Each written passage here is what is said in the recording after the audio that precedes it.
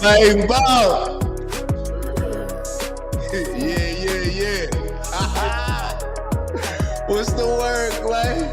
The transitions is smooth. Hold on, let me turn this down. Go ahead, my fault. No, the transition was smooth. A nice little smooth transition. It's Monday, man. You gotta set the tone for the week. Off the gate. Straight off. You gotta set the tone for the week. You can't be playing on a Monday. Straight off the muscle. Man, did that winter storm get you? I'm over here looking at it right now. Nah, bruh. It was all cap. Nah, what you mean? They got like 12 inches, I feel like. Nah, not in Georgia. For real? I'm looking outside. It's a nice morning, baby. So y'all didn't have any ice, nothing? We had a little something, but not. I mean, some regular shit. Like you could have not no wild shit at all. So it wasn't what they tried to amp it up to be. Nah, I seen a meme that said the CEO of Kroger paying the meteorologists to tell the ice storm coming. He had his hands up. It was a Kanye meme. I always get a little weirded out with those storms. And then, they've been pushing the conspiracy theories with a lot of those, saying that the storms were man-made and all this other stuff. Yeah, that's true.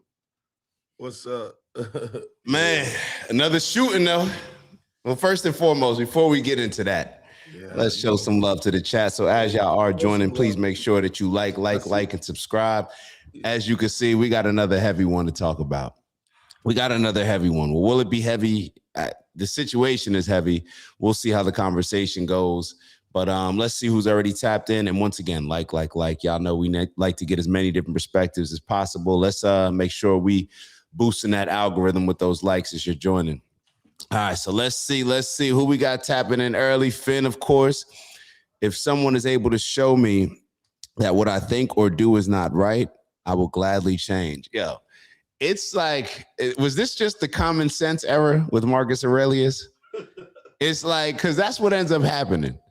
It's things that are just, that's what I think of when I think of stoicism. It's just stuff that makes sense. That's why it's based around logic, no emotions, all these things. It's the simplest thing. If someone is able to show me that what I think or do is not right, I will gladly change. Marcus Aurelius. So we're going to do a lot. Hopefully we're going to do a lot of that today. That's going to be, I think, the foundation of a lot of my arguments, or not arguments, but just statements and just thoughts, I should say, and perspectives on a lot of this that we're seeing play out. So we'll see if I can change some minds, or we'll see if my mind's change one way or another. Let's keep going. Madness is rare in individuals, but in groups, parties, and movements, it is the rule. Frederick, I'm not even going to try that last name. Nietzsche. I don't know. Glad you got to give it a shot. But madness is rare in individuals. This is that gang mentality that we always talk about. When people are by themselves, the energy is typically a lot different than when people get in these mobs. That's a lot of the reasons why I don't like the group stuff, like the group protests, because then you got group ice, then you got group, and I get sometimes you got to do it, but it's just it can be a recipe for disaster because, I think even in this Alex Pretti shooting, you get in this group where it's like 6 men on one guy and y'all still have to resort to shooting the guy, and then y'all shoot him like multiple rounds. So we'll get into it. Shout out to Omni in the building. Omni Strife, Grand Rising. Stay warm, everyone. Yes, man. Hopefully everybody is shoveled out, car cleaned, or hopefully you're in a garage. But to those that did get hit with the snow, be safe commuting to work. Be safe. It's better to just take a few extra minutes, even 10, 15 extra minutes to get to work and get there, rather than to make what's already a dangerous situation, a bad situation. So yeah. But shout out to Unk tapping in. Grand Rising to all. Good morning. As we rise this day to hear that there was another life tragically lost, may we rise to the occasion, knowing that we met. We might that we can build a better future. One love always. Appreciate you, Unk. Definitely appreciate that love. Why can't they just let ICE do their job? How do people not see this as a Democratic setup. All right, love like Lucy. My girl Lucy, I'm with you to a certain extent. However, my challenge to you is that you're getting caught up in it as well. I think that when we are so tied into our political affiliation and so tied into maybe calling out the group that is not our political affiliation, I think it compromises our empathy and perhaps sympathy in a lot of cases. Why can't they just let ICE do their job? Well, the problem with that statement is that there's been a lot of issues in the past where if they just let the group do their job, if they just let them do their job, would we ever have the right to vote? If they just let them do the, so there's a lot of things that we are allowed to protest. We're allowed to protest. Now, do I want to tap into what you're talking about, a Democratic setup? I want to go even further and say to me, it's not a Democratic setup. It's a Democrat and Republicans working together setup. This is a bigger setup. I think both are just being used as pawns, as tools to stir up chaos and to make it a lot easier for us to lean into party affiliation. So I don't think it's just a setup with Democrats. However, I think I know what you're saying, Lucy, as far as I think that we're missing a huge chunk of this conversation conveniently. I think a lot of Democrats and liberals are losing a large chunk of this conversation on purpose, and so easily to point out maybe something that is on the Republican conservative side, but not willing to stand on the foundation of how we even got to this position in the first place. So I'm with you, but we'll elaborate on it in a second. But I get what you're saying, but we'll get to it. We'll get to it. But appreciate the comment, because that's exactly where we're going to go this entire show. Omni, hope everyone had a good and safe weekend. Stay out of the ICE way and you won't be harmed. Lucy's doubling down. Finn said, when you arise in the morning, think of what a precious privilege it is to be alive, to breathe, to think, to enjoy, to love. Y'all know who it is. The Honorable Marcus Aurelius. Good morning. Hope everyone is well. All right. Lucy, we're gonna get right into it. I don't want to keep repeating, what you're saying, but we'll definitely. Yeah, I'm not even saying that you're wrong. I'm not saying that you're wrong. I think we got it. Let me make sure. Top of the morning, Vons. OG in the building. Top of the morning. 911. Top of the morning. That's how you picking up the calls, Vons. Top of the morning. Wagwan. All right, we got from Cali, the obsessive gardener. That's what we need to be tapped in with. What do you raise? What's in the garden? Hello from Susanville, California. Appreciate you tapping in for sure. We got Bubbles in the building, of course. We got Bubbles in the building. Hit the like button, coming in strong. That's how we like them coming in, obsessive. Appreciate that. Grace. Excuse me. Sorry. Grace, hey, I was really impressed with your channel. I'd love to be a fan and support you more. Feel free to add my Discord username.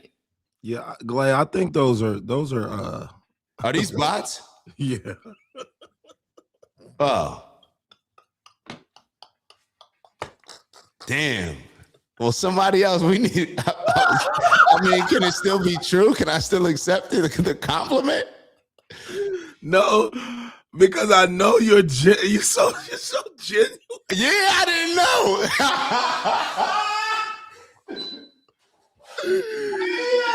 So hold up, but wasn't there like multiple last week that I like stopped him and even stopped and got the Discord?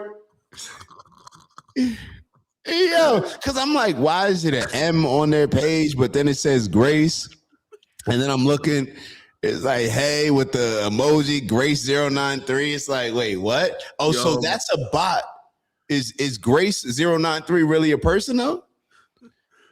And then the bots doing advertisement to try to get people to join Grace's Discord. I don't know.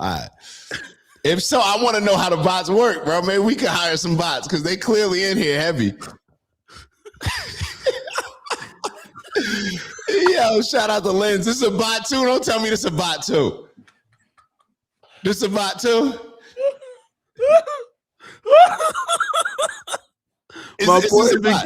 My boy getting worked. Is this a bot too? His heart so pure, man. bro. All right. Well, His Finn heart not a too bot. pure, bro. Where L Relly at? Where L Relly at? Hold on. We know L is not a bot. No. Good morning. So if they got the emojis in there, that's the bot. All right, I'm gonna skip over those. Oh, okay. Nah, but we got a couple of us with the emojis. I don't know, Finn. I don't know. Yeah. All right, let's keep going. So Obsessive said, I just think it's idiotic to interfere with federal agents. They have guns. I'm gonna go ahead and get out of here already. Hold on to these thoughts. Stop resisting arrest. Stop trying to legally resist law enforcement. This is a very I guess pro law enforcement leaning, at least what we're hearing. God's glory, shout out to God's glory. If you real, don't come in here as no bot. Nah, God's glory. This is not a bot, Glade. This is not a bot. Come on now. You can't tag everybody with the bot. You can't, like, damn, God's glory even. This is the beginning of both mob rule and the police state. Yeah, I wouldn't be surprised if, what's that movie that everybody shows up in the mask? It looks like, what's that lady that they always say? RoboCop? Nah, The Purge. Who's the lady? Laura, I forget. Laura Loomer, the one that The Purge. Yeah, it's called The Purge. Oh, yeah, I remember that movie. I could see this happening, Glay. They trying to get this purge starting. Shout out to Dutch in the building. Shout out to Dutch. People love guns and death. Damn, what is going on over here? Like, niggas, this weekend was tough for niggas, bro. Idiotic to express your First Amendment right and protest brutality. That's kind of where I'm at. That's kind of where I'm at, where I actually want to see. Hold on, Glay. Take over these real quick. I want to look up, has the NRA had anything to say real quick? Has the NRA said anything about the recent? Nah, so the bots are the ones that tell you to tap into their Discord. Oh, they start directing you somewhere. Yeah, those are bots, bro. Anytime I tell you to, hey, man, I love your show. Add me on Discord and then have some shit like that. That shit cap. So Vaughn said, Democratic setup, LOL. She sound like my fellow fisherman. And this is what I mean. I'm trying to just, no, keep going. Just the outrage cycle runs on borrowed attention, news, algorithms, opinions. None of them touch you unless you let them. Mastery today isn't knowing more. It's reacting less. I like that. I actually like that a lot. All right, can we I think we got Dutch in the building. Shout out to Dutch. I don't know if we showed Dutch love. The Republicans are 100% on this as well. All right. I think this is where I'm at with Storm the Pit Bull. This is where I'm at in this situation. Remember that both parties have created this. I think that's a good reminder. As people are trying to blame this group, blame that group, I think where I am in the situation is remembering that both parties have created this. Hold on. My brothers, Brian and Dak, Glasgow. Hold up, I think I know who that is. Oh, ain't that Indo brother? Is it? No, I might be tripping. Don't listen to me. Oh, yeah. Who is it? Jonathan Connor official showing up to a mostly peaceful protest while armed, agitating, obstructing, and resisting arrest by 6 officers is definitely a very bad idea. Why would anyone think the math will not play out bad? Do they have a point in that argument, Glay? Well, just let the rights go, Glay. Like, if we just let our Bill of Rights go, then yeah, everybody's spot on. Like, stop speaking freedom of speech, freedom of assembly, freedom. Just let all the rights go. I agree that he is completely correct. It's Mike Antarasi, my fault. That's all right. I saw the 94. I saw the 94. That's why I was like, and I figured that's where you was going. Yeah, hey, bro, okay. Tap in, bro. Yeah, we'll definitely set something up, man. We'll definitely set something up. All right, so my fault, Glay. My fault. I interrupted you. So where are you at with this situation? Nah, you can't do me like that. Oh, all right. So I'll tell you where I'm at. Well, hold on. How's your mic's not on? Really? Yeah. It is. Oh, okay. My bad. Yeah. Nah. Because today I was like, I redid it today. But this is where I am on the situation.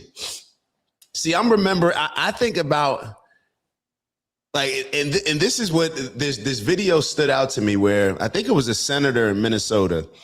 I think Mama Lay sent the video over. And they were saying that, hey, they're not going to these people's homes. They're not going to, like, they're not looking for a particular name. They don't have an address that a lot of times they're going to. So my question is, Glay, this is just taking a step back, starting all over. If you allow 10 million people to come in over the period of 4 years or so, let's say 8 years, whatever it is. And I think it was closer to 4 years, but I'll double check. If you allow 10 million people to come in at a particular time in the country and you incentivize them to come in illegally, you open up the borders pretty much. If you do that, how would you get people's names and addresses? Like, what registry would they be on? What list would they be on? Unless they're working, because a lot of people, they come in, you got to work under the table, right? So if people are working under the table, I'm just asking, and some people are not working under the table, just to be clear. How do you get people's names? How do you get their addresses? What list are they on? You on mute, Glay?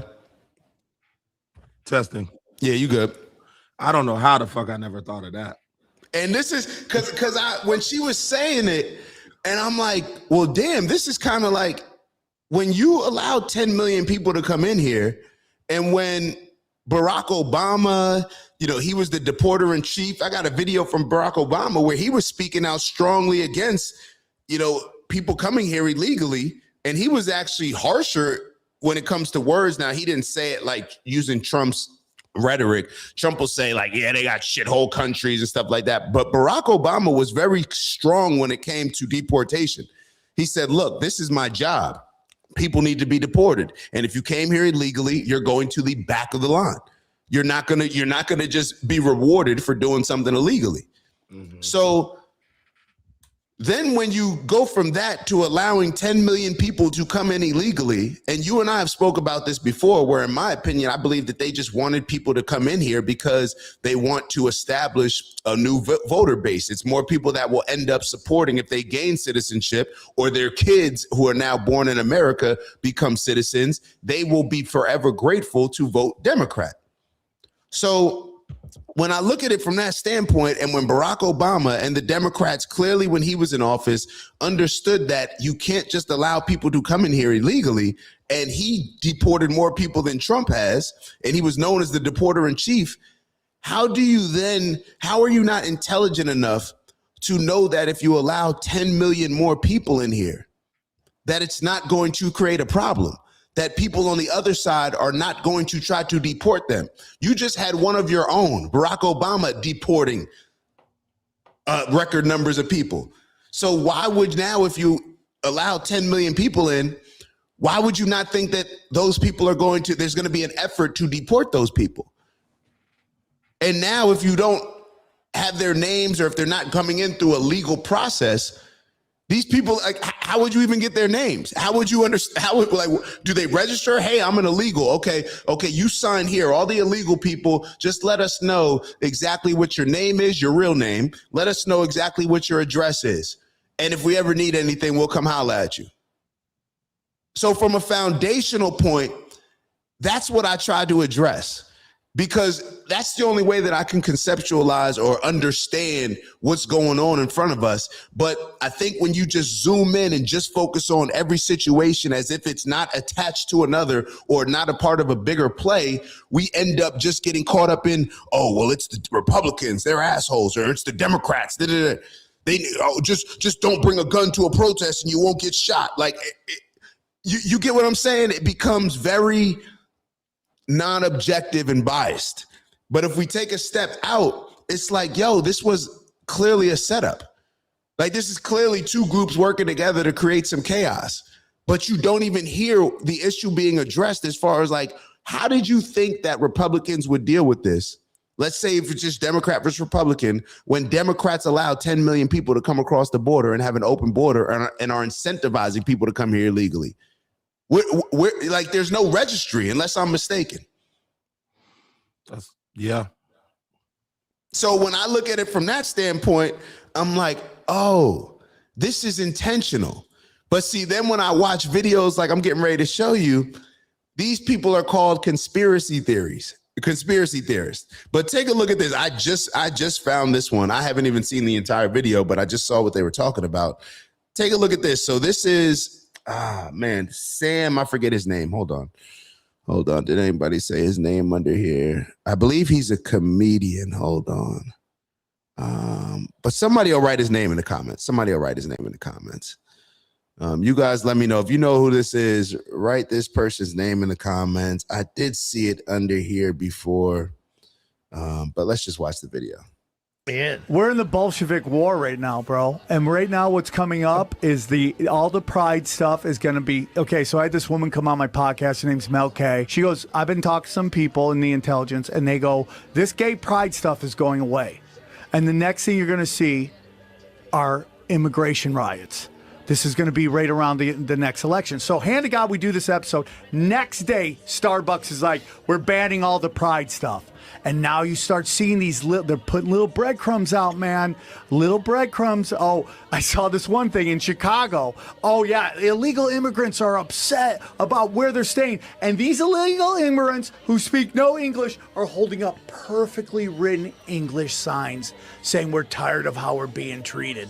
And now you're starting to see this over and over again. Eric, so everyone's always like, when all these Republican governors are like sending these immigrants all over the country, everyone's like, yeah, you're showing those Democrats. Bro, they're moving assets. I know it sounds crazy, but that is 100% What do you mean they're moving assets? What do you mean? Dude, these guys coming into the country, bro, have you seen them? A lot of them are Chinese, and a lot of them are military-age people. Too. And I'm telling you, they're moving, and this is what's going to be right around 2024 election. Immigration riots, people going nuts, and as listen to this, and you'll start seeing all the little breadcrumbs. I'm telling you, that's what they want you to think. You're buying it. Oh, I thought they're moving assets, bro. You're the puppet. They're moving assets. What do you mean, like military people? Dude, study the Bolshevik War. It is happening in real time. 100%. But I just wanted to get that out to everybody because I'm trying to warn people. This is what's next. Yeah. Damn. All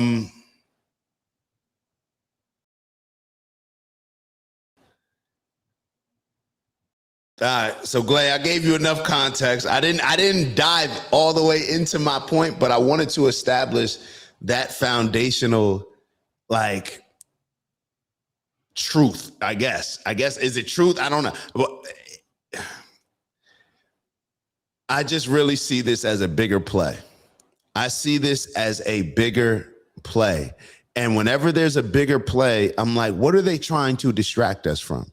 What are they trying to take our attention away from? And then, of course, where does it always direct us to? In the Middle East for me. It's like, okay, what has been the main thing that has been overwhelming the news? A lot of people changing and shifting their thoughts on Israel. A lot of people not being okay with what's going on with the genocide that's being committed over there, how Israel's behaving. A lot of Americans not backing what's going on when it comes to Israel. And it's like, this is just, maybe that's just the easy connection to make, but I'm always trying to figure out, what are they trying to distract us from that is happening? What are they trying to remove our attention away from?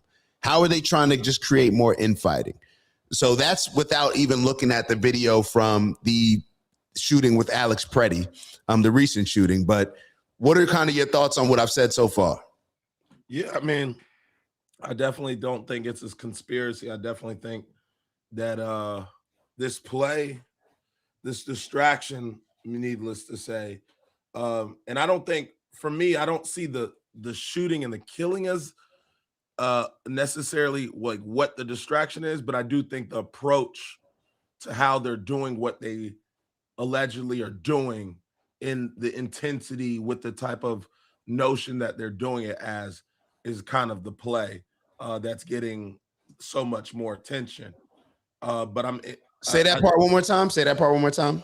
Like it's just hard for me to believe, and I might be wrong, but it's hard for me to believe that's like these guys like have the intent. I can't say that. It doesn't make any sense. Like, I would just hope, like, do they just leave the room, just be like, kill shit? But what did Finn write earlier? People change when it's a group mentality. When there's a group mentality and you go out there and I'm not trying to put myself in the mind of an ICE agent, but I assume that with a lot of these police shootings and law enforcement shootings, that a lot of times these people are scared. And they got somebody with a gun. They probably worried about other people, you know, all this other stuff going on. So they're scared. Now, I'm not making any excuses. I'm just trying to evaluate the situation as it is. So then when you get into that mentality where you're around other people, I think you just start behaving in a more gang-like mentality than others. And that's both sides. We see how a lot of these protesters get amped up. You know, you wouldn't do half of this stuff if it was just you by yourself protesting something. But then when you start getting around different groups of people, you become more aggressive, you know?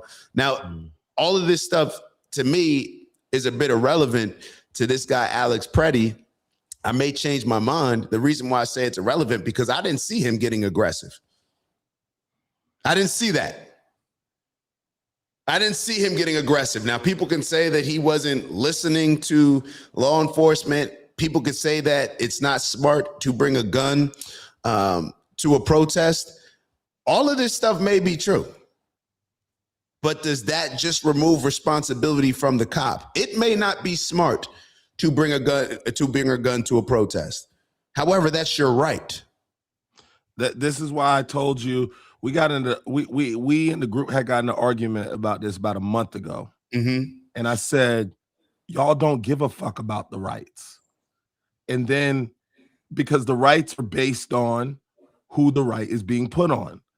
And so now the same people that will say, these are my rights, it's our right to do one and have this and carry this and assemble this, all of a sudden rights don't matter when like they're in these particular situations. So what's sad is that we can see a black guy and a kid in a hoodie with Skittles in his hoodie walk and have no weapon, and that's justified to be killed. We can see a person who legally has a gun, who's not necessarily threatening with the gun, that's all right to be killed. Look, the way I see it, majority of people are okay with people dying in the hand of law enforcement. They don't really believe that, like, they think law enforcement should be able to go in your house, fuck a search warrant, fuck your Miranda rights, like open the car door. Like, they like that energy. They with that shit. They like the government all in their pockets. But it's just so interesting to me, like, you are so bought in to politics and the political parties and what the president is doing, but then like when it comes to your rights and other people's rights, like you don't want them to have that. Like, why are you so infatuated with politics and what side people are on, but then just the bare rights that have nothing to do with what side you're on, you don't care about that. You feel like one side shouldn't have rights, just your side should have rights. And that's the way that I see a lot of people preface this. They don't care about all Americans having rights. They just want their people to have rights. They don't believe black people should have rights. They just want their people to have rights. They don't believe the people on the left should have rights. They don't think protesters should have rights. They don't think women should have rights. They don't think children should have rights. They don't think immigrants should have rights. It should be me and what people I think should have rights, and I don't believe that other people should have rights. So if somebody contests those rights, they need to be quiet, submit, but their rights need to go out the window. So it goes to show you how people aren't seeing this as American people have rights. They don't see this as a violation of American people. it goes back to that tribalism. I want my people to have rights. I don't want the refs to call both sides. I want the refs to call that side. And this is where the work just gets nasty. And here we are having a dual perspective conversation because we can put ourselves on both sides and we want to be interested. But when you have tribalism, when you have people that claim they have gang mentality, but you're not ready to lay down for that gang mentality, you're not ready to go nowhere. You're not ready. You don't have gang mentality. You have, oh, there are other people behind me mentality. You have energy in my back mentality. You have, oh, he's here so I can pop my shit mentality. You don't have alley mentality, by myself mentality. I walk wherever I want with my chest out mentality. You don't have that. You're not from that environment. You come from a regular, average at best background. You're normal. You work a normal job. You're not gangster. Politics don't make you hood. You're not ready to kill nobody. You're not ready to die for your rights. You're not ready for none of that. So it's just the battery in the back is just wild to me because it's coming from people that don't have a lineage of even being this gangster. Don't tell me, oh, he needs to comply and shit like that. What are you talking about? You can't even be even here. You can't even be calm and say, damn, like, he's dead. He deserved it. He should have this, he should have that. Can you mourn for a death for a second? Can you take a breather before you start talking about what side he's on? Y'all are so consumed with this fucking garbage, bro. Turn your TV off, put your phone down on the weekend, bro, and go spend time with your fucking family if you have one. And if you don't, go find a family to spend time with. You are too vetted into this shit, bro. This ain't the Super Bowl. You don't have to have a bad day Monday because the Eagles lost. That's not what this is. But when you keep treating it like it's a fucking Super Bowl game, you guys keep saying this type of stuff. I'm just so confused. Yeah. And it's going to turn, and it's cool when it's positioned in a way that, how can I put this? This could turn in a lot of different ways where I just, and even the NRA came out and they made certain statements saying that, hey, calling out a lot of what Cash Patel and I think what Kristi Noem was saying as far as people saying that, oh, you shouldn't come to a protest with a gun, you know, or this was somebody with a gun aggressively approaching law enforcement. I think that's what Kristi Noem said. Is it a law? Is it a right? And it's so funny how people will jump on the side of law enforcement, but then excuse somebody's actually like the law that says that they can actually have the gun. So it's like, if you're just so much on law enforcement side when it comes to this stuff, what about the actual law that says that he can have a gun? And can we just approach it from a standpoint where it's like, did he act in a way? It's not like if you listen to this video of Kristi Noem, hold on, I think I have it here. You would almost make it seem like dude approached them with a gun out, like pointing it at them, and that's why he was shot. Like, listen to this. I think this is the full one. This is a shorter clip, but hopefully it gets everything here. Hold on.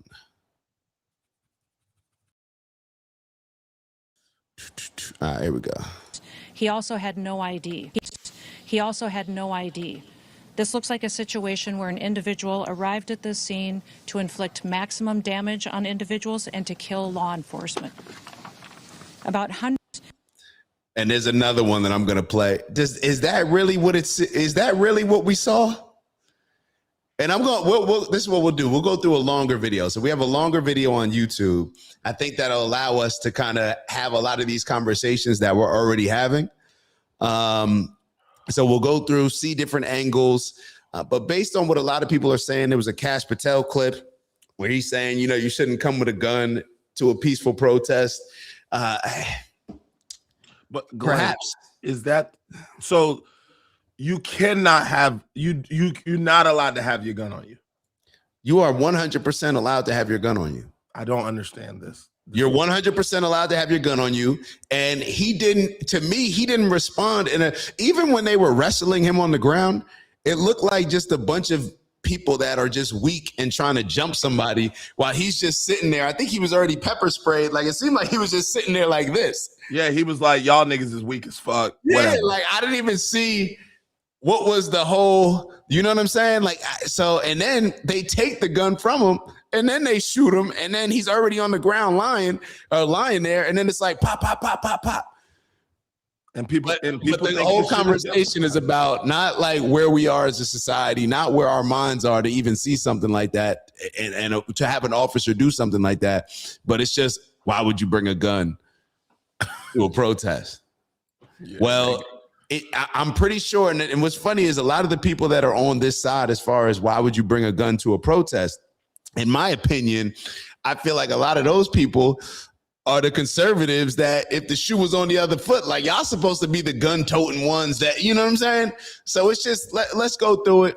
But Glade, Nick, I thought people protest with those AK-47 submachine guns on their fucking neck when it was the KKK. The rifles, 100%. The rifles, whether it's, and that's whoever, that's the Black Panthers, that's everybody. I've seen that all the time. Yeah. I've never not seen people run around with that shit on their neck. Like, yeah, we like that. They just had the Black Panthers, they just had them machine guns on their neck. It didn't end in gun fair. What are we talking about? The KKK used to, what are them good old, what is it, like the good old boys? Boy, they ride around with them guns and that's their right. You can't even say shit to them. But then, he shouldn't bring a gun. Do y'all see how lunatic this shit sounds? Yeah, it's like, just pull up a video. Like, can we the police officer has the right to have a gun? So does that person.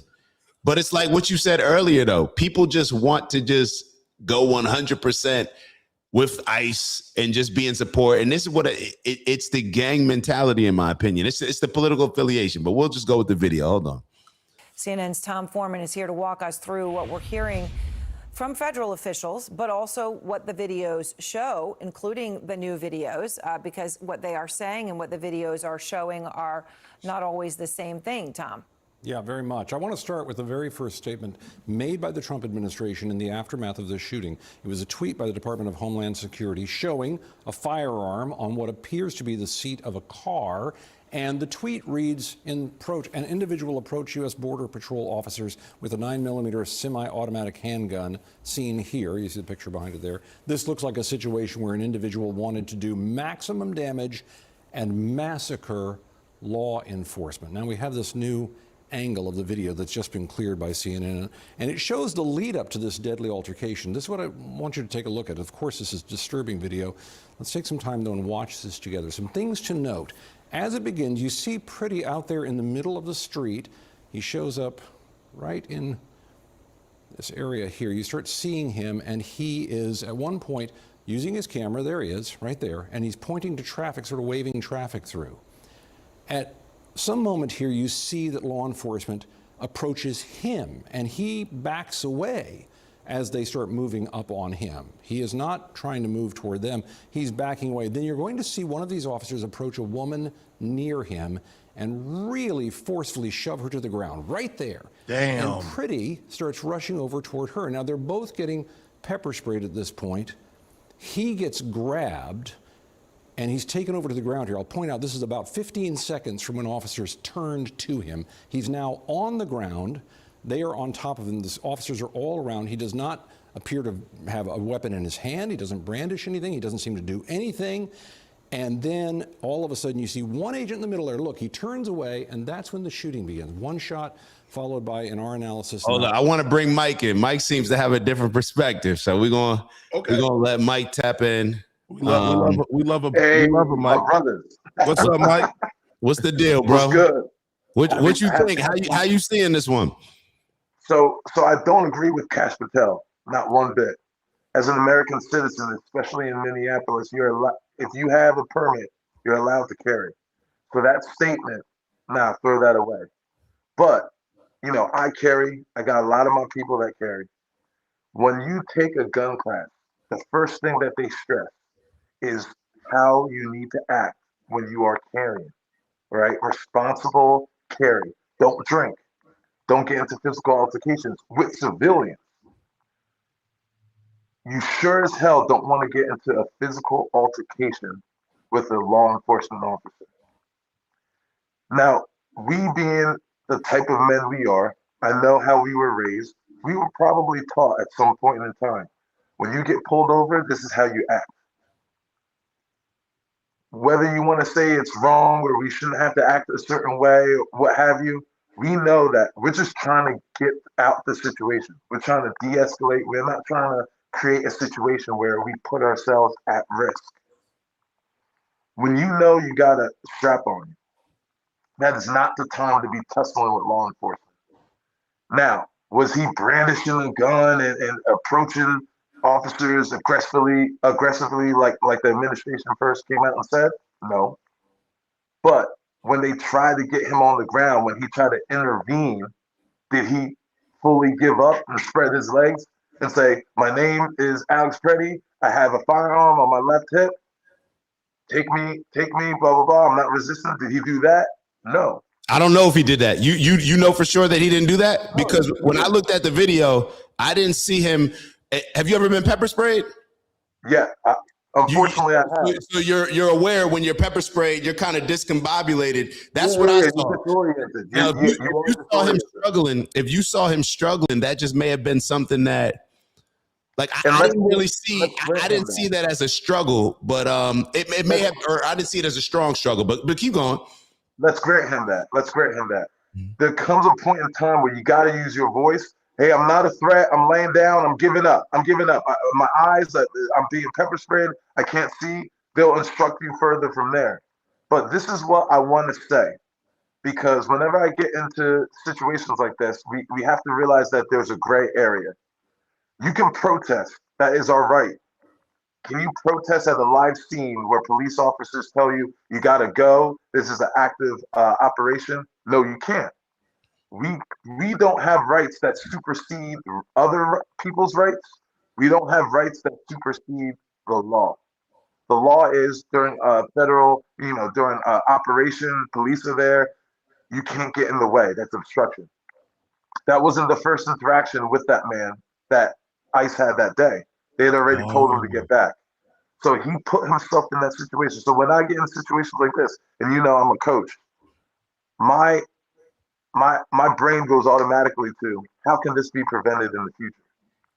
What are the foundational things that made this a possibility? How can we tweak that to not make this a possibility? Because this is the reality. We don't have a country unless we have laws. We don't have laws unless we have enforcement.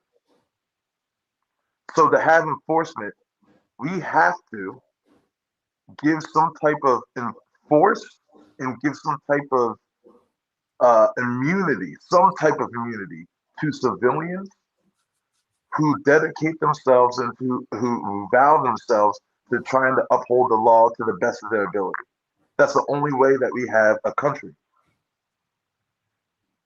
There's always going to be a cost to peace, freedom, and security. There's always going to be a cost. Just like we created the car, there's a cost to that. How many hundreds of thousands of deaths every year? We created the microwave. It's a good thing, but there's a cost to it. People are now realizing that if you microwave this, if you microwave that, you might put yourself at risk for cancer, right? So with every good thing, there's a cost. There's a cost to law enforcement. You might get caught up in the crossfire of a shootout. You might get caught up in a high-speed chase. And that's unfortunate for those people who suffer at the hands of that. But those people who got caught up in the high-speed chase or crossfire, they didn't choose to be there. They just happened to be there. And then, they end up, and do we then at that point say cops shouldn't pursue criminals? No, we just realized that was the unfortunate cost. But these specific people talking about Renee Good and Alex Pretti, they purposefully put themselves in the crossfire. The first thing I'll say in both cases, do they deserve to die? And this goes to what my brother Brian was saying. The humanity goes, nah, they don't deserve to die. No. But when I use my logical brain and I realize there's a cost of security, there's a cost of peace, I'm like, wait, why were they caught in the crossfire? What put them in that environment? There's this propaganda machine that's working, that's getting into people's heads, that's making people feel that they have to enact vigilante justice out on the streets by themselves. This is not a protest where you go, you hold signs, and you just march at the Capitol, you say what you want to say, you go home. These are people who are leaving their homes with a mission to confront agents. Like I said in the beginning, I carried, many of my people carry. I asked all of them, when's the last time you left the crib with 2 magazines? None of them say, I never do that. Never. Why would they said maybe if I'm going to the range, but I wouldn't even do that if I'm going to the range. I'm gonna buy extra ammo at the range. I'm never leaving my crib with 2 extra mags. I said, when do you leave your crib with your gun without your ID? Never. That's dangerous. Don't walk around with your gun. Even if you have a permit, you gotta carry your permit and your ID to let people know this is I'm allowed to have this legally. So you leave your crib without a permit, with 2 mags, with a fully loaded gun, even though you're allowed to have that gun. And you go and you put yourself in the middle of the situation where officers are dealing with people. You're walking into a lion's den, right? So to go and backtrack again, why are these people feeling the need to go out and enact justice themselves in the streets? Don't they have justice people called the police, the local police? Don't they have local politicians who are supposed to do what they want politically out in their cities and communities? Why are they putting themselves in there? Then you got to look at the messaging. You got to look at the propaganda machine, that's the media. You got to look at the messaging from the local leadership. Put your body on the line. F ICE. Go out and be and confront the officers. And these are what the politicians are telling them. They'll rile them up. Yeah. Give them the rah-rah speech. And then the politicians will go home. And then these people will put their lives on the line. And then the politicians will come out when something bad happens and go, oh my God, this is why we have to do this, this, and this. And then rile them up again and then go home. And then the next people come out and sacrifice their lives too. It doesn't make sense that these people feel like they can go out and actually do something productive out in the street by confronting officers. You know? Hold on. Let me give me Glade. Do you want to respond at all? I see the circumstance. I see how this is preventable. I see the steps that could have been taken to not be in this type of situation. I see how there would approach. There's a way to, if you're using if you're thinking without the emotions and you're more concerned about how to get home safely, I think I can connect with all of it. The only part where I lose confidence in how they're resolving these things, it's just not a violation. It's just not against the law to do what I saw. You know what I mean? Like, they give people with 3 kilos of cocaine, 4 submachine guns, and a criminal record more rights when they get pulled over than somebody who's there with a cell phone who's here yelling out "No kings." Like, I've seen criminals get off of technicalities because they're still breathing for the lawyer to defend them, to say, well, the stop was unhonorable to begin with, so throw my client's charge out the window because you pulled him over and you didn't read him his Miranda rights. These people aren't even getting an opportunity to breathe to pull a charge against these cops. The charge is being pulled, they're being executed, they're being judged immediately with no due process. And so I understand that of the steps, and like you said, I do agree that people, especially of our kind, are aware about how we got to kind of maneuver to make sure that we get home to what we feel like is most important. And I've always thought it was a luxury that a certain group of people who may not look like us, were able to express themselves, whether or not they were upset, drunk, mad. They always seem to have found their day in court and find their way to get home. So yes, we have taught a certain group of kids, look, if you don't hush and deal with it later, you may be hushing forever. But then there was some group of kids who were able to act however they want, and their dad was going to make sure that it got taken in court. Now I'm seeing both compromised here. And now I'm thinking this line is getting moved a little bit further. I thought they was just telling they don't fuck with Nick, but so that's kind of where I'm at. I just wanted to leave a day, like there's a way we can do it so everybody makes it home. I've met cops who just aren't as angered, and maybe that's the difference, because there are some cops that are making sure the criminal gets home safely too. And when I see these situations, I'm not even seeing them take that opportunity. Let me jump in, because I think what's playing out even in this conversation is exactly what I started off by saying. Mike, you mentioned all of those things that I agree with you on, but not once did you say anything about the behavior of law enforcement. And I think that's what happens in a lot of these conversations. We end up tying ourselves to one point of view that aligns with whoever our political affiliation is, to the point where we can't criticize both. Everything that you're saying, spot on. Hey, this may not make sense here, but what it has done in a lot of these conversations, and I don't even think you did it intentionally, is completely excuse the behavior of law enforcement. We can look at things from a logical perspective and say what Renee Good should have done or shouldn't have been doing, or what this guy shouldn't have been doing. But you know what also shouldn't be done is Homeland Security. If you go on their website, he shouldn't be walking in front of a vehicle, especially if he just got carried off on a vehicle a few months before in a situation. So we're so willing to look at the law as it applies to how the citizens need to follow it. And what ends up happening is we completely disregard the law as far as how Homeland Security is supposed to follow it. There's a reason why Kristi Noem and Kash Patel are jumping out the window and just completely lying and making things up when it comes to, oh, well, you shouldn't bring a gun. You can tell Kash Patel is saying this in a way where it's like, okay, you're just on this side of it, so therefore you're presenting this argument.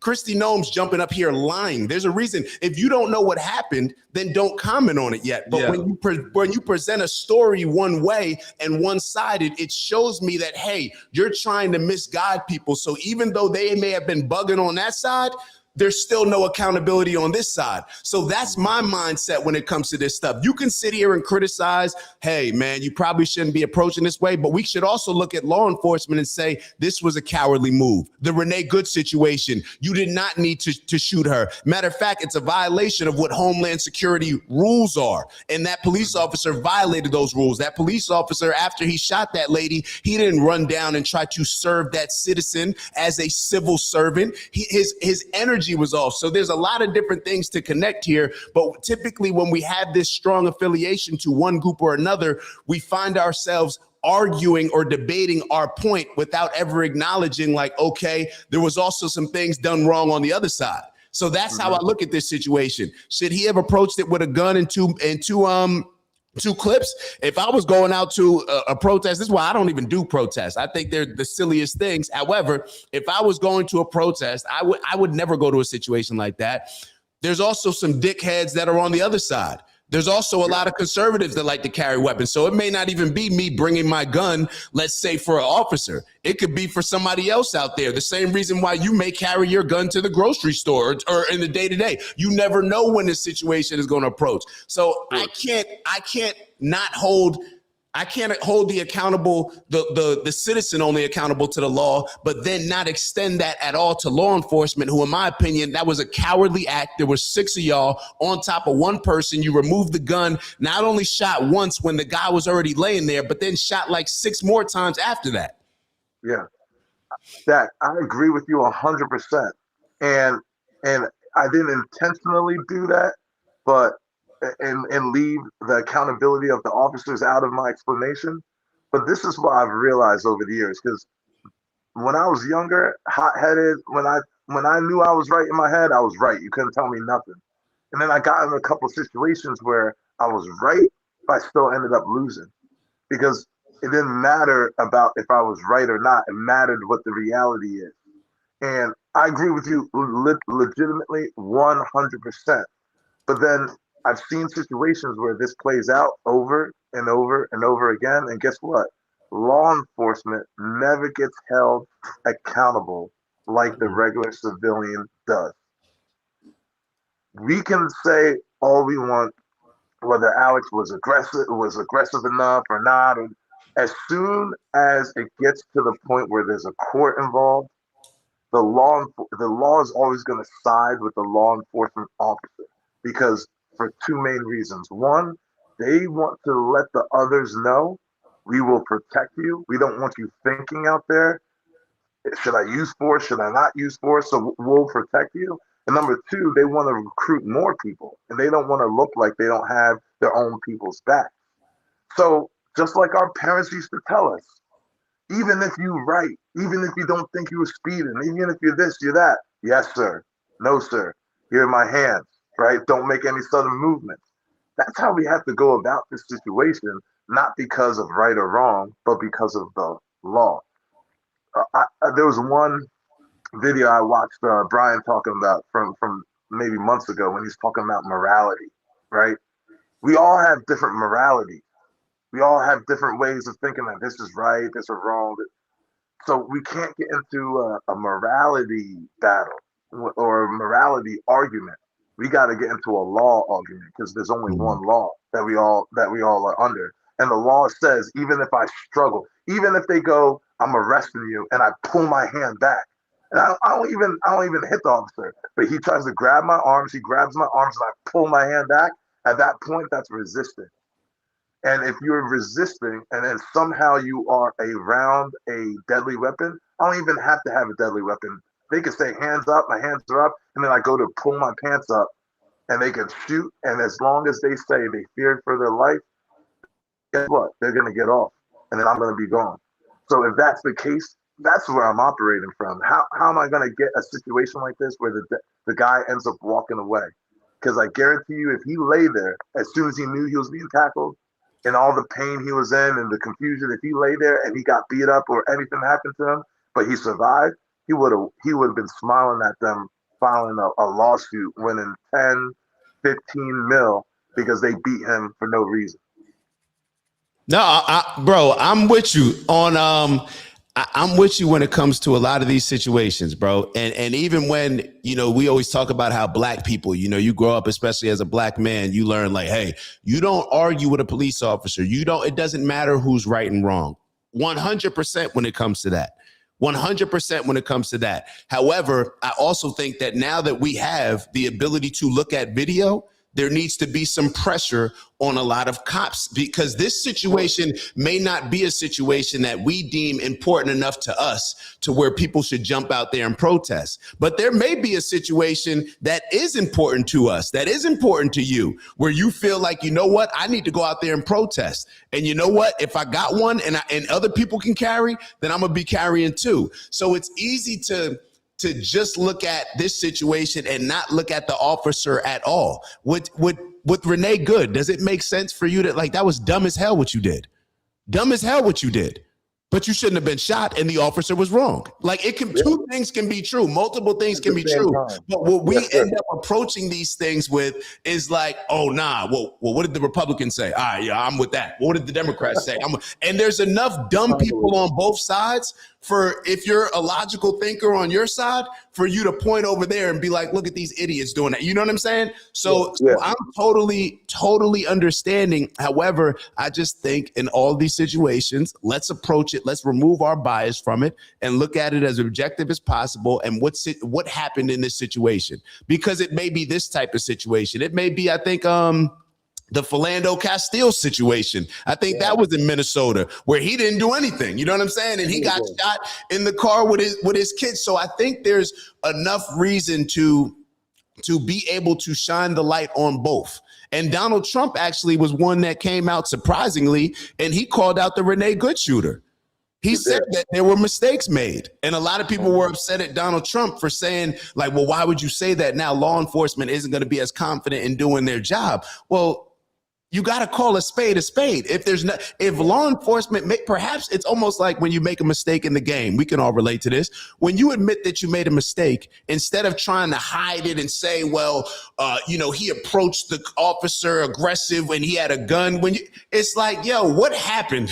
Like, let's just approach it from that standpoint, and then we can figure out a way to move forward. But that's kind of where my mind goes. 100%. And I think in this Alex case, it was an obvious case of the officers being neglectful or maybe not as trained or maybe not on the same page, right?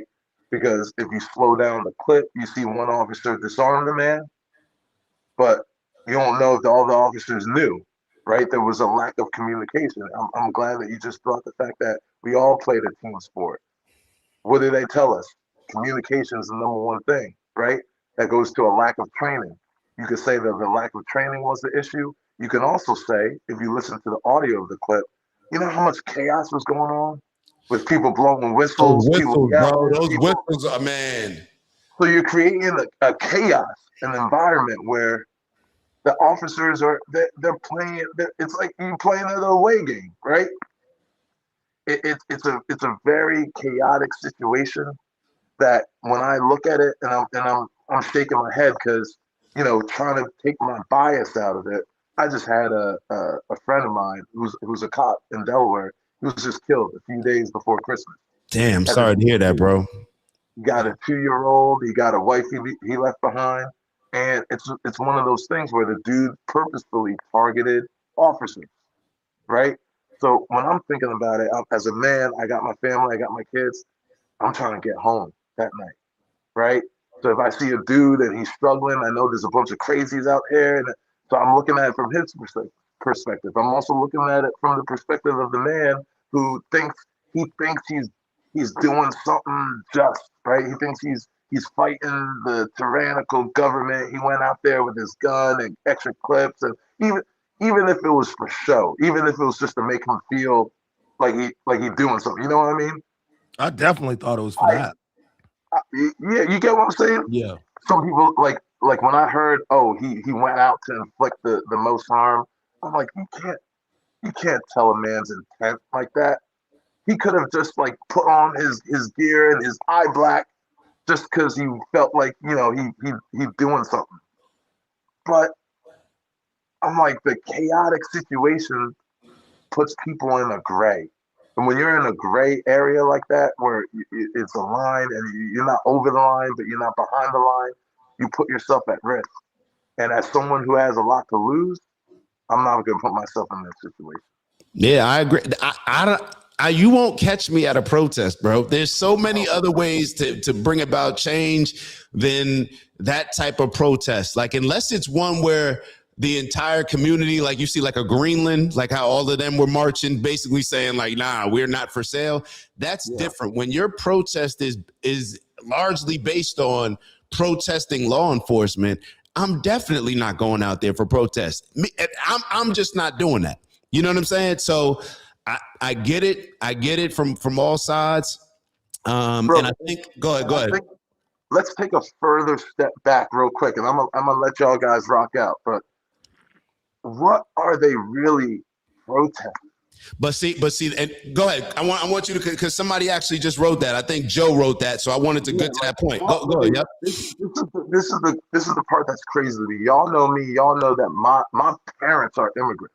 My families, they're all immigrants, right? We all came from Nigeria. So I've seen this firsthand. I've seen my grandma wait in line to get neutralized. I see my parents. I see my aunts, my uncles. Some of them are still trying to get over here, right? We have these laws to enforce our border that both Democrats and Republicans agreed on. That just a few years ago, the Democrat leaders were saying, if you're here illegally, we're going to get you and we're going to deport you. Barack Obama. Yeah, so they ran on that. So now you see the Democrats, they won't even say the phrase illegal alien, even though that's lawful, right? In the law, that's what the descriptor is of someone who is here illegally, illegal alien. But they won't even say that, right? Because they're trying to play moral games. They're trying to play on the side of morality, not the side of law. The law says that they need to get out. Some of these people are convicted criminals that the Democrats get. They process. They don't want to put them in the jails because that would flag the system, so they let them back out. They used to, when Obama was in office, get a guy, oh, criminal record, they shouldn't be here. Hey, ICE, come get this guy. And they would get them from the detention centers, the jails, the courtrooms. Now they're letting them back out into the community. So ICE has to go out into the community to go try to find them and get them. So are you protesting the law? Are you protesting the law enforcement? What are you protesting? Because if you're protesting law, the enforcement can't do nothing about the law. They just enforce it. There was even a clip I seen of someone talking to Obama, like, yo, would you just pause deportations? Y'all going crazy. And he said, that's not out of my hands. I'm just doing the law. I'm the executive chief. He said, I'm not a dictator. I'm not a dictator or something like that. I saw that clip. I'm just carrying out what the law is telling me to. So if these people are upset with the immigration laws, go call your local congressman and let them pass legislation to change it up. I'm glad you found it. Let's change legislation and let's change laws. But you're not going to fight law enforcement who's doing the law. Like, what are we really protesting? I think they're protesting. Oh, my fault. I thought it froze a little bit. Go ahead. Go ahead.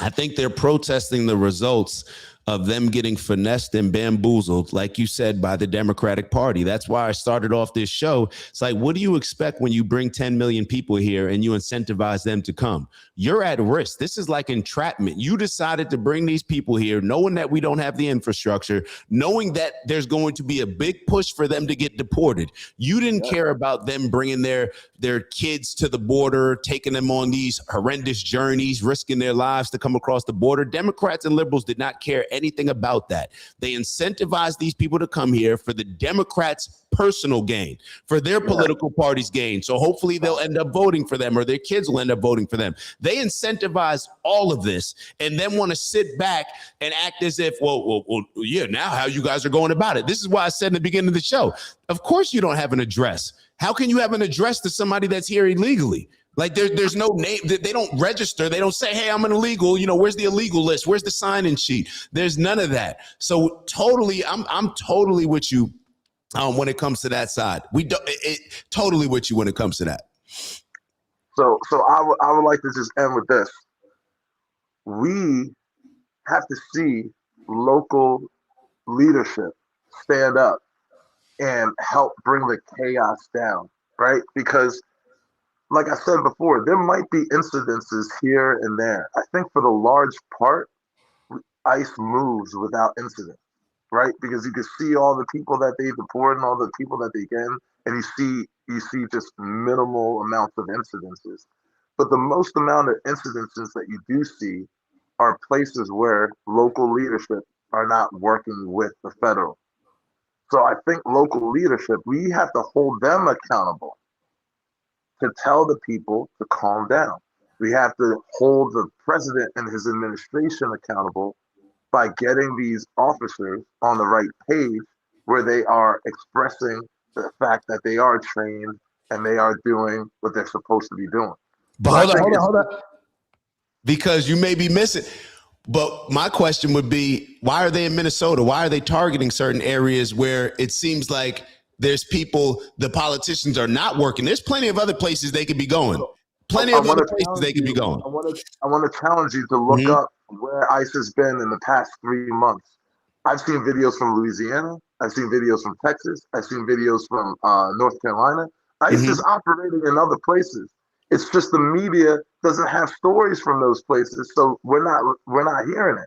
ICE just did a 30-day sting in Louisiana. 30-day sting. There was only one small incident. I want y'all to look it up. The reason why we're not hearing from them is because it's easy. ICE comes in. If they have to target places at specific residences, they do, almost without incident. But most of the times, they're going straight to the courthouse. They're going straight to the jails. They're going straight to the detention centers. And they're scooping up who they have to scoop up, and they leave. Most of the time, in most places. It's only the places who are refusing to work with ICE that we're seeing a lot of these stories come up, and that's the crazy part. You know how it goes with the media. They'll push this story because it fits the narrative. They'll suppress that story because it doesn't fit the narrative, right? So right now, the narrative for mainstream media is ICE is bad. So they're going to take you to the places where there's chaos to show you how ICE is operating. They're not going to take you to the places where you see ICE operating well with local law enforcement. Even your state, even Florida right now. Look up this. There was some deputy chief who was like, none of that BS is going to happen here in Florida. Trust me, we're working with the federal government. So I challenge y'all to look that up, but I'm gonna let y'all rock out. I'll definitely look that in. And real quick, well, the next point that we're going to get on is, I think what a lot of people are pointing out is you do have to have morals. I'm going to tell you why. And I know you finished where you were talking about BK. The reason why you have to have morals is because you're approaching American citizens and you're not just targeting criminals. It's like stop and frisk in New York. So if you were just going to a targeted illegal immigrant and people were saying, okay, you're infringing with this, when you're targeting America, when you're not targeting anybody and you're going after American citizens, I think you do have to have a moral component to it that they're not being held accountable to actually exhibit, because these are American citizens. I agree with you. I agree with you 100% on that. When I said that, I didn't mean you don't have to, that you have to be void of morals. I didn't mean it like that. I meant when we're looking and we're trying to analyze a situation like this, I don't feel that we can get into a morality argument because everyone has different moralities, right? You being nice to someone might be just staying the F out of their way.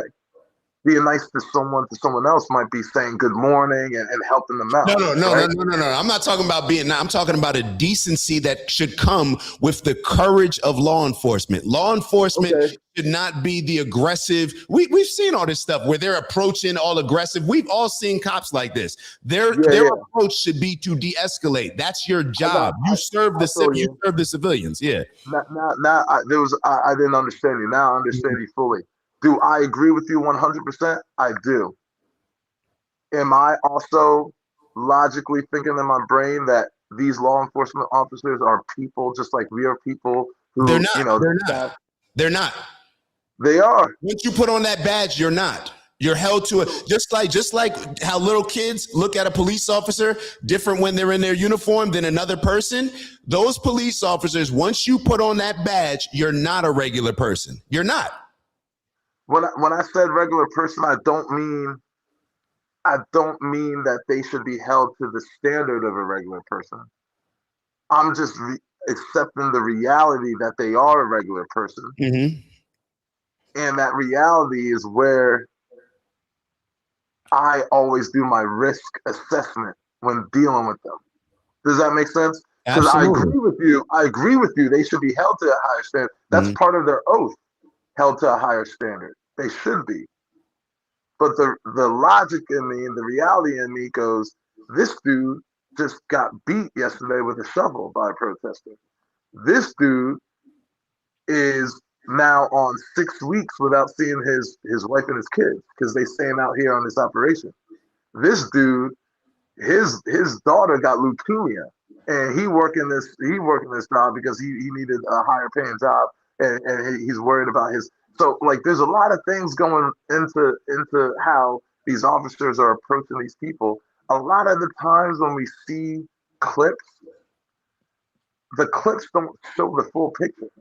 Just like many people didn't know that dude. Some people thought that dude just was there and he just popped up, and that's what happened to him right there in that moment. Not knowing that dude Alex, he was there and he was approached a couple times, told to leave a couple times. That wasn't their first interaction, right? So it's like you watching the end of a football game and you see two dudes, they start pushing each other, they start talking smack. You didn't see all that preceded that. You didn't see the smack talk they were talking before the game. You didn't see what happened pre-game. You didn't see what happened first possession, second possession, third quarter, and now in the fourth quarter you see a swing. And the swing you saw is not even the first swing. It was the retaliation to the push, right? So in my logical brain, I agree with you. officers should be held to a higher standard. They should have a morality to them. But you're talking about a situation with chaos. You're talking about a situation where they're outnumbered. You're talking about a situation where the city that they're in, the mayor publicly said, F ICE, right? F ICE. Get the F out of my city. You're talking about these guys are waking up, going downstairs at the hotel they're staying in, and the hotel is vandalized. It says F ICE all on the windows, right? So you're talking about a high chaos situation. People's adrenaline is up. Am I excusing them? No, I'm just accepting the reality that I don't want to approach someone in this situation, especially if the law is going to be on their side if shit comes to, blows. Yeah. Like, the law is going to take their side. I'm not going to have a leg to stand on or even a life to stand on if I get in a conflict. You trying to survive. You trying to make it home. I'm trying to make it home. And I'm not excusing. And I'm not saying that all ICE officers are good. I've seen situations where they're just getting aggressive for no reason. They're pushing, yelling, right? Being all types of. At the same time, I'm seeing situations where these people are tracking these officers to harass them. They're hitting them with cars. The one officer got his finger bitten off. They're throwing stuff and that's when I'm like, yo, where's the leadership? You should have leadership on that side saying, yo, officers, you're held to a higher standard. There's a camera always on you. Just like we go through all that when we play for a team, right? You represent something that's bigger than yourself. Hold yourself to a higher standard. We need leadership leading these people, telling these people, yo, go home. It's 9 degrees outside. Like, what are you doing, right? Go home, be with your family. If you want to fight, this is how you fight. You don't fight officers. You fight by changing law. You fight by changing, whatever. But you fight with politicians. That's how we do it in this country. We don't fight officers who are just enforcing law. Let's take a look at this real quick. I'm interested in and Mike and Greg, my fault, but real quick, leave your tell people where they can find you. A couple people in the comments they asking where they can find you. Mike, I'm gonna put it in the chat because in the chat I was in the chat. But Coach _ Mike _ Atinrache, these are my brothers. I've known them for a long time, and I respect what they do. I love what they do. These are my brothers. Oh, this is the January 6th thing. Yeah, Brian. yeah, Mike. I want your opinion on this too, as well. I want to hear what people think on this. So this is where this is why I divert from many conservative talking heads when they try to downplay what was January 6th. Right now, there's two main things. There's two aspects. The first aspect is this. Number one, people blame Trump for it. And there was actually some kind of a lawsuit with the way the news reported it, especially BBC. Trump actually, when he was at the rally before that march on the Capitol, told people, I know you're going to march, but do it peacefully. And then he bounced, right? So that was his instruction. That's not what they did. Those people who marched, some of them marched peacefully, some of them were super aggressive and attacked law enforcement. Now, if we saw someone attacking law enforcement with deadly force and an officer responded with deadly force, I'd still be of the same ideology that I am of Renee Good and Alex Pretti, right?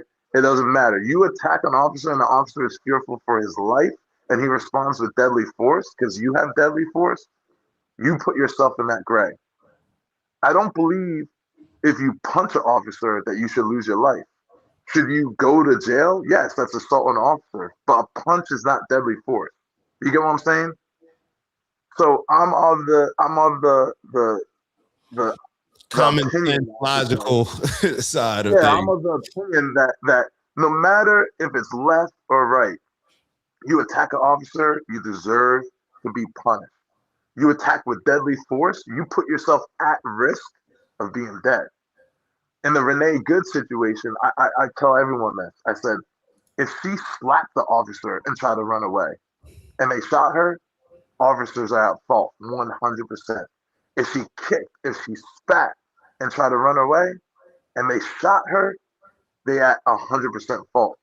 But because she had a vehicle, a vehicle, that is almost as if she had a knife and she swiped at them. You get what I'm saying? Just because it was a vehicle, which can and does kill hundreds of officers a year. Just because it was a vehicle. Now, with the Alex situation, this is a little. Oh, what do you, as far as Renee Good, what do you mean? You saying just because the vehicle? Well, I'm not sure. So this is my point with the Renee situation. Mm-hmm. If she, let's say she was out the car and she punched the officer and she tried to escape. Oh, you're saying because the vehicle's deadly force, you're saying that could be okay. Yeah, that puts her in the gray, whether she intended or not. Let's say I had a knife and my intention was just to turn around and run, but my arm was out and I have a knife. That's deadly force. And they shot me. I put myself in the gray because now it gives the cop a chance to say he feared for his life. You get what I'm saying? 100%. So just because Renee had that car, let's say she wasn't in the car, let's say she had just like a pepper spray in her hand or whatever. If they shot her in that situation, they are 100% in the fault. Now the Alex situation is a little bit different because he did have a weapon. His weapon was disarmed, taken from him, but a lot of the officers didn't know that. And if you listen to the audio, you hear gun, gun, gun. And when the first shot ran off, they didn't know who shot. So they can say that they feared for their life. It still puts them in that gray. So when you look at the January 6th, let's say there was, and there's some videos of people pushing cops over, right? Crushing cops with barricades and stuff like that.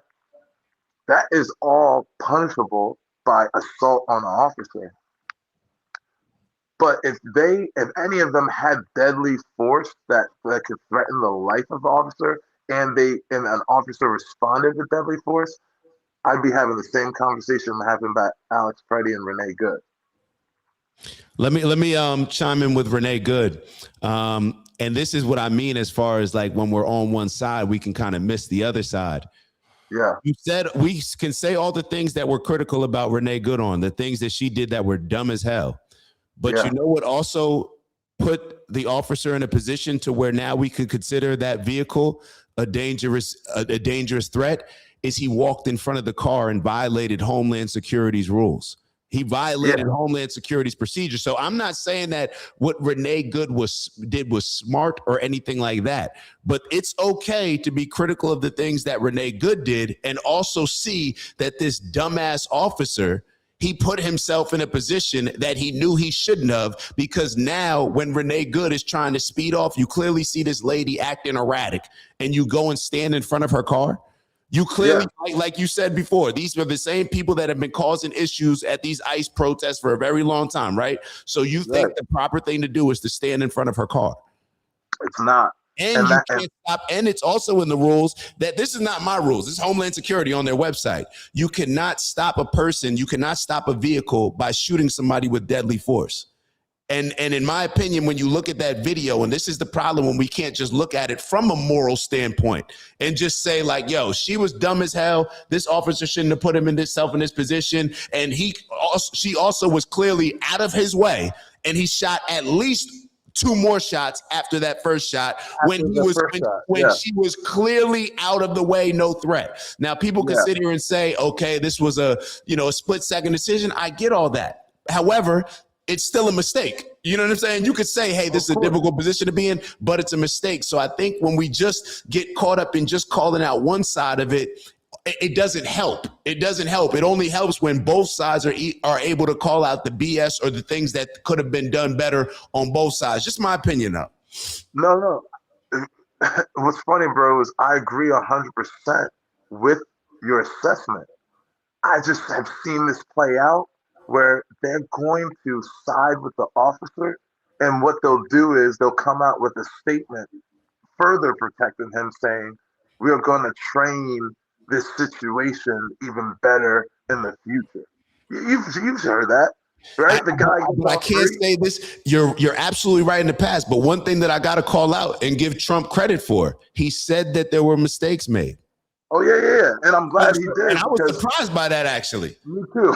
I was actually surprised. And a lot of conservatives were mad at him.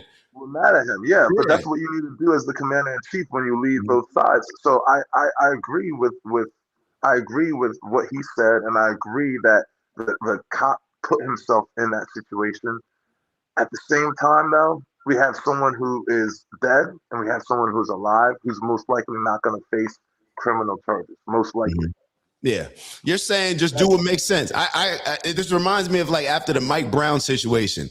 I made the comments, and a bunch of my friends, like I remember going back and forth with one of my homegirls, and I was like, in that Mike Brown situation, I think it was the Mike Brown situation, but there was one where it's like he should have never been shot. However, if that was me, I would have hoped that I would have done certain things to clearly avoid this even being a situation. You know what I'm saying? You know what I'm saying? Yeah. So Yeah, there's always that. There's always the like, okay, we could evaluate this like a football game and say, you know, okay, they were wrong, they were wrong, they were wrong. At the end of the day, the police officer, if I'm a civilian, that person can be wrong, and if they're wrong once, then I'm dead.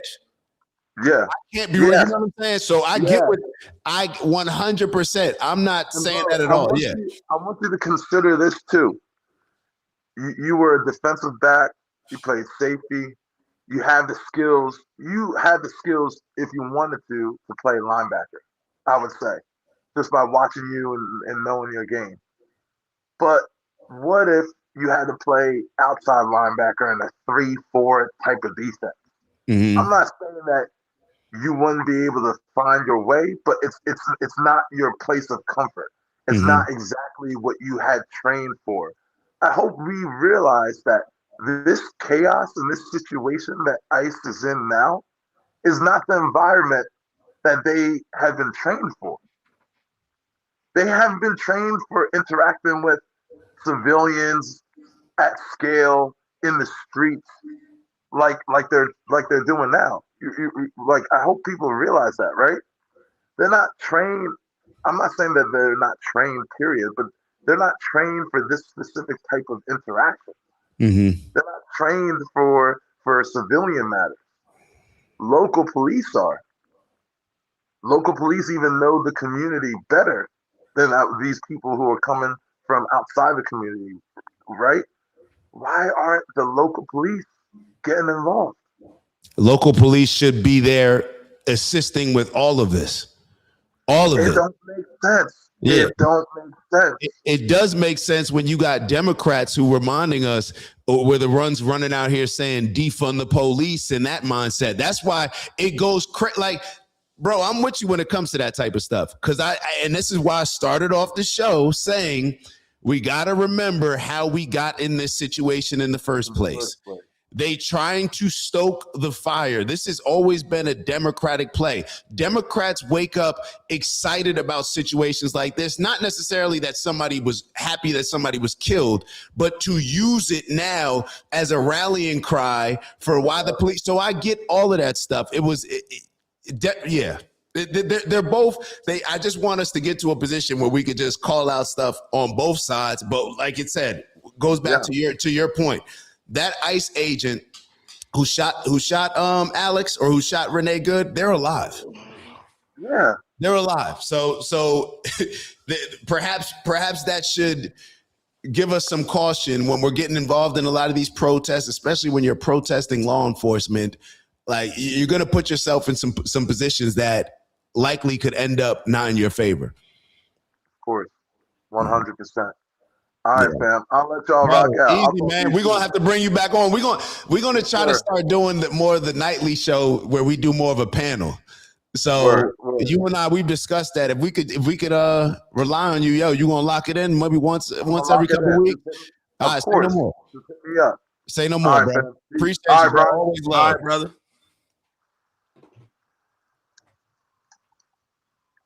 Let me see. Hold on. It's my dog, man. You remember when I hosted Mike on his visit? Oh, I don't know if I remember that. Yeah, so he came away. So for those that don't know, so I played ball at prep school with Mike. That's my dog, man. That's little bro right there, little big bro. And then when I say he overcame, like he had a torn ACL in high school. And while he was rehabbing his ACL, and I hope I don't butcher this story, but I'm almost sure like he was just getting out of the wheelchair, recovering, or was in a wheelchair and was trying to go down some stairs and retore like his ACL or something like that. Like got his foot stuck in the not spokes in the, what's it called on the stairs, the handles or whatever. Y'all know what I'm talking about. Mm-hmm. And he definitely like his foot got caught in there and he like tore his ACL again or messed up the recovery, but he his persistence with everything went on to play, get a scholarship at Delaware. But yeah, when he came down to William and Mary, I hosted him, and I was hoping he'd come rock with us, but he chose he's from Delaware, so I didn't know that. Yeah, he kind of knew where that was going. But yeah, shout out to Mike, man. Mike's a good, solid brother, man. Very good, solid brother. Where are you on this?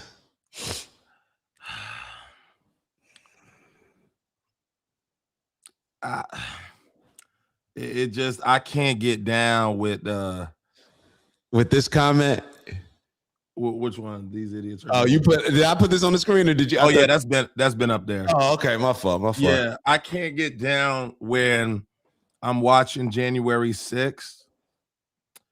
I'm watching Rashard Brooks who ran away from police in Atlanta at Wendy's and got shot in his back.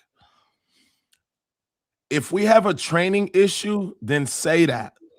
But understand when there's a lack of training, lives will be lost. And as long as y'all in the comments are okay with that, the reason there are lives being lost is because proper training hasn't been done, then I'd prefer to hear that than to say, oh, all these other reasons. I've seen school shooters make it out alive.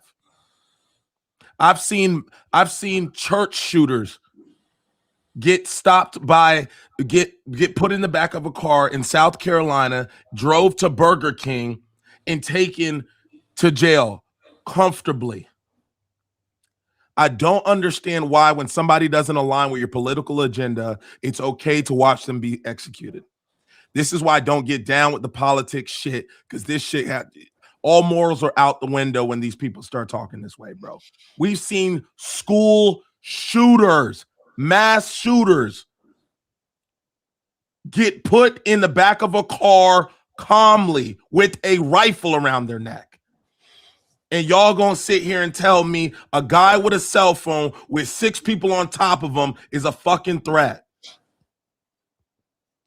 I just, as long as the hypocrisy makes sense in your head, then I guess like that doesn't mean it should make sense in mine. And I guess I just gotta leave it like that. But they stormed the Capitol,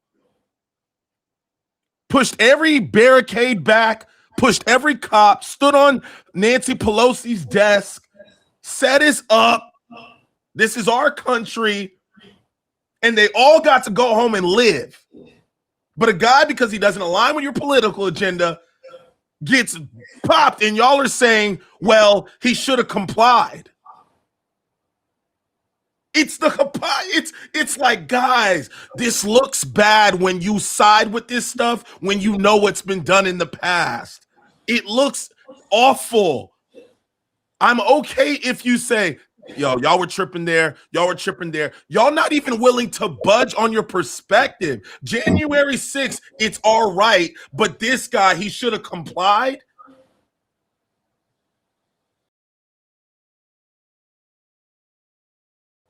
That shit breaks my heart that this political shit got y'all so removed from humanity and morals. It breaks my heart that this is where grown-ups are. He should have complied. I thought killing somebody was the last resort. I didn't know it was the first. When these people have mental conditions and they somehow cops are chasing them and they're calming, it's just like, damn. Yo, y'all are so, like, y'all have been conditioned since y'all have been conditioned this whole process to now in our grown ages, people are saying that they should have complied dead. What? This is normal now. It's normal for grown-ups to just say he should have died. He should have listened. He should have died. It is what it is. He knew what to do. He shouldn't have said that. He shouldn't have been protesting. Damn. Y'all think this country was built off of a bunch of people complying all the time? Y'all think y'all's freedom came from complying? You think those Bill of Rights that y'all claim is y'all's rights, that y'all didn't earn, that none of y'all was in wars for, y'all think that came from people just listening? It didn't. You know how many plantation and slave owners had to be murdered for slavery to stop? You know how many sit-ins women had to sit in for them to get rights? Why y'all acting like this isn't a part of our history? It's in our fabric. When you don't agree, then you ultimately protest. Do I agree with it? Not so much, but I can't say the rights that we have right now, they're mine. I didn't earn them. Somebody thought it wasn't okay and they popped out. Just because I didn't doesn't mean I think he should die for his. When those KKK guys start coming down with the burnt crosses, that's their right, right? Did y'all agree then? Yeah. It's like, damn, dog, look at American history. What happened to y'all? It's not bro. It's so divided, bro. It's just like it's not like y'all don't see each other as equal. Y'all don't fight for Americans. Y'all don't fight for y'all not fighting for what this country has provided y'all. Y'all fighting for the division of it. It's sad to see that y'all have gotten this far. Y'all have seen this many politicians, this many presidents, and now we've gotten to a place where protesting is now being told that if you protest a particular way, you should die. But just keep letting the Hells Angels roll up on their motorcycles with all their guns and saying that's their right. Let the NRA walk outside with rifles. That's their right. But heaven forbid somebody doesn't align with what I agree with. Storming the Capitol, that's their right. Like what? That's wild, y'all. Y'all should be disappointed in this. We can find faults on both sides, but when I keep seeing y'all say faults on one side, that's disappointing. That's just disappointing. There's no reason to sit here and keep watching people get executed because ICE did not spend the time to train people so that they didn't result to fear in their fucking clip when they get shook.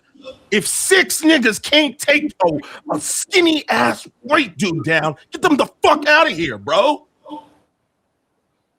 Put his bitch ass in the fucking gym, not on the fucking street. Would I put out a small ass freshman on the field and expect him to go win me a Super Bowl? Getting dish ragged and thrown to the ground? No. It is soft ass in the fucking gym. Put a real person out there. Y'all keep putting these little kids with these little situations out here and then asking them to handle big business. Bro, people are dying. Put professionals out there. Stop rushing to do this. Did y'all rush into Venezuela? Did y'all rush into Venezuela? No, y'all prepared for how many months? Went in there tactfully, made no noise, grabbed them in the heat of the night, slid behind the doors, grabbed the Venezuelan president, covered his head. Nobody even knew. Jumped in the helicopter. Y'all were in and out in 2 hours. Yes, we're the greatest country, but we can't pull immigrants off the streets without killing our own people. See the difference between professionals and just hiring a bunch of motherfuckers from IHOP? This is their, I can put a mask on, I can travel out of state, and I can go get my licks in because I'm angry. That's who's out there. I don't even know cops like that, bro. I don't personally know cops like that. If it's cops, I can go talk to them. I can do this. I can do that. What? Y'all claim this is cops? This is police? These are people that protect us? No. They're from out of state. They're traveling from different states because they can get their licks in, get a little bonus, get their higher education paid off. They're incentivizing them by giving them bonuses and taking care of their college tuition, college debt. ICE ain't prepared, bro. They don't have the money to do this thing. This is why it looks sloppy. There's no preparation. They look like a bunch of fucking middle schoolers trying to play with professionals.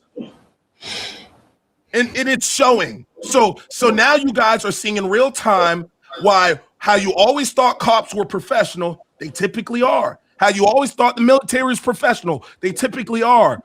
ICE is not that. Stop confusing them. They might have the same jersey on, but they have two different training regimens.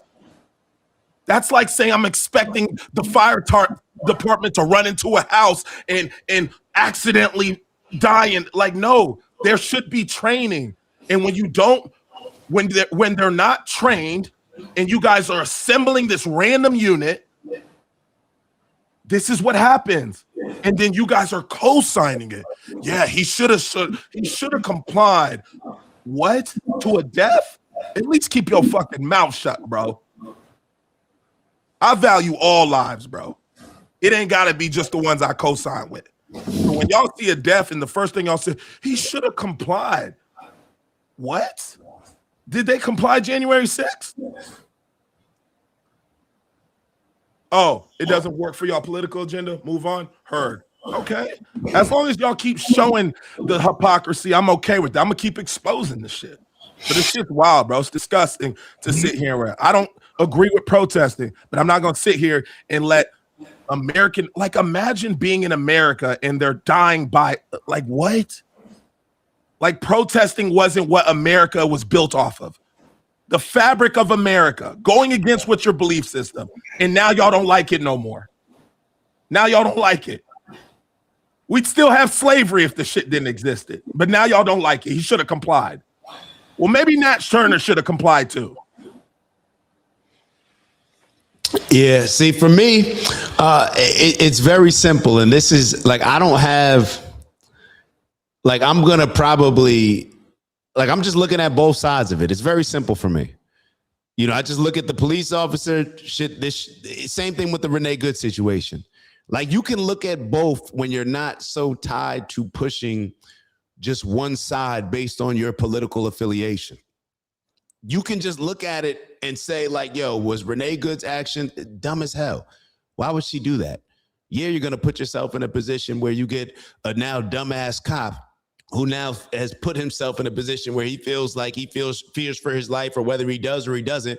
Now he's trigger happy because they're in this gang mentality. Things have already escalated to the point where they're at. So now something's going to happen. But that doesn't mean that I'm going to jump on and just talk about how the person, the civilian, did certain things, but not address also when it comes to the ICE agent. All of this stuff. That's why I wanted us to get to go deeper with this conversation, because to me, the shootings, that's just the symptoms of the chaos that has been created with the sickness within the Democrat and the Republican Party. I just see that as a result. This is a play. This was set up. There's no way that with the little bit of training that you're talking about, Glay, there's no way that you throw people into a situation like this to where now they're in a very unfair situation. ICE agents are in a very difficult position. Mm-hmm. They're in a very difficult position. Absolutely. I don't know how you go about deporting people. And I want to be clear, they're in such a difficult position because largely the Democrats put them in this difficult position. You can't just, how do they go about deporting people? I asked somebody yesterday, and just like I asked you earlier, which is like, this is something that we haven't even considered. If you let people in here illegally, this is why I started off saying this. If you let people in here illegally, how am I supposed to get them out? How am I supposed to know their names? How am I supposed to know what address they're at? Like, how can I do anything without just knocking on doors? I'm a salesman. If you don't list your house for sale, then I don't know if you're selling your crib or not. You know what I'm saying? It's like I have to knock on doors. So now they're knocking on doors. So when you do that and you're not just targeting, these are not just a targeted SWAT a mission on one particular house that's supposed to have this and that, and people stay away. This isn't that. They're going up to American citizens. They're throwing a large fish net out there. They're not like fishing with just, oh, this is bass base. You know what I mean? I'm fishing for bass, so this is the bait that is for bass. They're not doing that. They're casting a wide net because they can't. How can they target people? Mm-hmm. How can it? So I just think that we have to look at this from just a more logical standpoint, but also put in the morality, put in the principles of a lot of this stuff. Because if we have troops or ICE agents that are not properly trained, then it's simple. We just need another technique. It's okay. Perhaps based on, because remember, just like the ICE agents, the politicians, Donald Trump, your job is to serve the country, not to just serve Republicans, not to just serve Democrats, to serve the American citizens. So with all this being considered, and we see what's happening, you could blame the civilians, you could blame the ICE agents. Clearly, it's just not working. So we just need to figure out another way. And clearly, we know that if you just come out and you bash the people protesting, that's not going to work. That's just going to stoke the fire. They want you to do that. And then if you just bash the ICE agents, that's not going to work. Then you're going to have people jumping out the window defending them. It just doesn't work. We need to figure out a new solution to this. It's not working. It's just contributing to the chaos that they want. And that's what I want us to understand. Everything that we're seeing play out, this is what they want. That's why they feel comfortable going on TV and just making up blatant lies about what happened about the scenario, knowing damn well there's probably going to be 10 different camera angles on it, but they don't care. They just want to push their narrative out. It doesn't matter. They're just playing different roles for the same movie company. Like, they're just playing different roles, bro. They all work for the same thing. Their job is to create chaos, to create division, to create everything that we're having created in our minds right now when we think of somebody that doesn't align what we align with. That hate, that is what they're trying to cause. Because with that hate, it allows them to get away with certain things that they typically otherwise, that they wouldn't be able to get away with in another situation where we haven't already accumulated all of that hatred within us. So that's kind of where my mind is. Maybe that's the soft mindset that just plays in the middle with all of this stuff, but when I really think about these situations, that's what comes to mind. Yeah, I mean, and I like what your strategy. It's like, hey guys, this isn't working. It's just not working. But when you get people who first thing they say, oh, you should have complied, it lets me know, oh, you think it's working.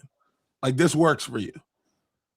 You know what I'm saying? Like, it's okay to handle it this way or that way or whatever it may be. And so it's like, if this works for y'all, then cool. But all right. It's yeah. This is a very bad situation. That's what this is. A very bad situation. I almost want you to run it back. I mean, let me see if I can pull it up. We didn't even get through the video. I think we only got through like 30 seconds of the video. Yeah. Or a couple minutes. But I mean, let me ask you this. Is anybody going to be surprised when this happens again this week or next week? No, they're going to say it's okay. Like, is anybody going to be surprised? It's just not working. It's okay to say, hey, we tried to use the ICE agent strategy based on where our country is right now. This isn't working. No different than a coach would tell, the players on the team, like, hey, this technique may have worked, but you know what? There's so much, I don't want to say tension in the room that therefore I can't use this approach. We have to rely on Democrats and Republicans to be working together, not rallying us up to be pointing the finger at each side when we're talking about people dying, getting shot. It's like, and then I saw a couple comments where people are saying that these people are protesting because of illegal immigration and all this other stuff. Yes, but you have a duty to go about this in a way that is not intruding upon like people's rights. So it's the same thing with stop and frisk. Are you familiar with that?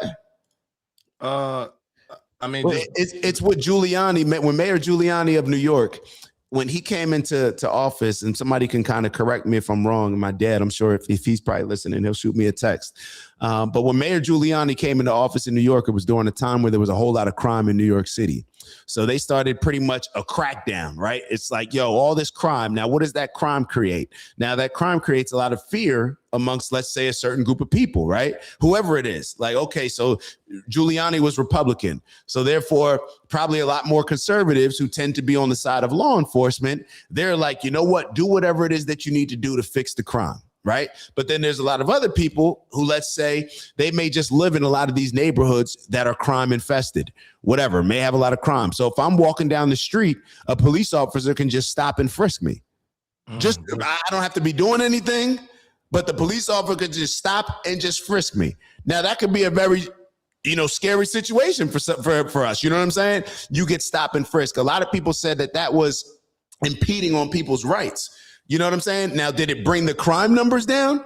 It absolutely brought the crime numbers down. But the way that they went about it, a lot of people didn't care, but also the people that didn't care, those were the people that weren't as likely to be a target of stop and frisk. You get what I'm saying? Yeah. So a lot of these situations, we just look at it from a selfish standpoint. We're not able to see it from other people's point of views. And we get into it with the gang mentality where it's just like, no, we need to be able to do this. We need to be able to do that. And it depends on what side we're on. Have some common decency to say like, all right, we need to figure this thing out, but let's figure it out in a way where we're not putting ourselves, our citizens, all of them in these compromising positions or these positions where they are more likely to do some dumb stuff and get themselves killed. So shout out to Anya AMJ with the diss 100. Yeah, we're speaking the facts, bro. Shout out to you. Appreciate that super chat. Yeah, she showed that love while you were talking. She was a lot of people were showing you love, bro. Glay, I gotta show this one more time. This shit almost made me throw up, bro. I'm not gonna hold you. Let me show you this angle, bro. That shit. Can you can see it? It's not on the screen. Put it on the screen. Yeah, you go. Yeah. Here it is, man. This shit. You can see it, right? Yep, I can see. All right, bro.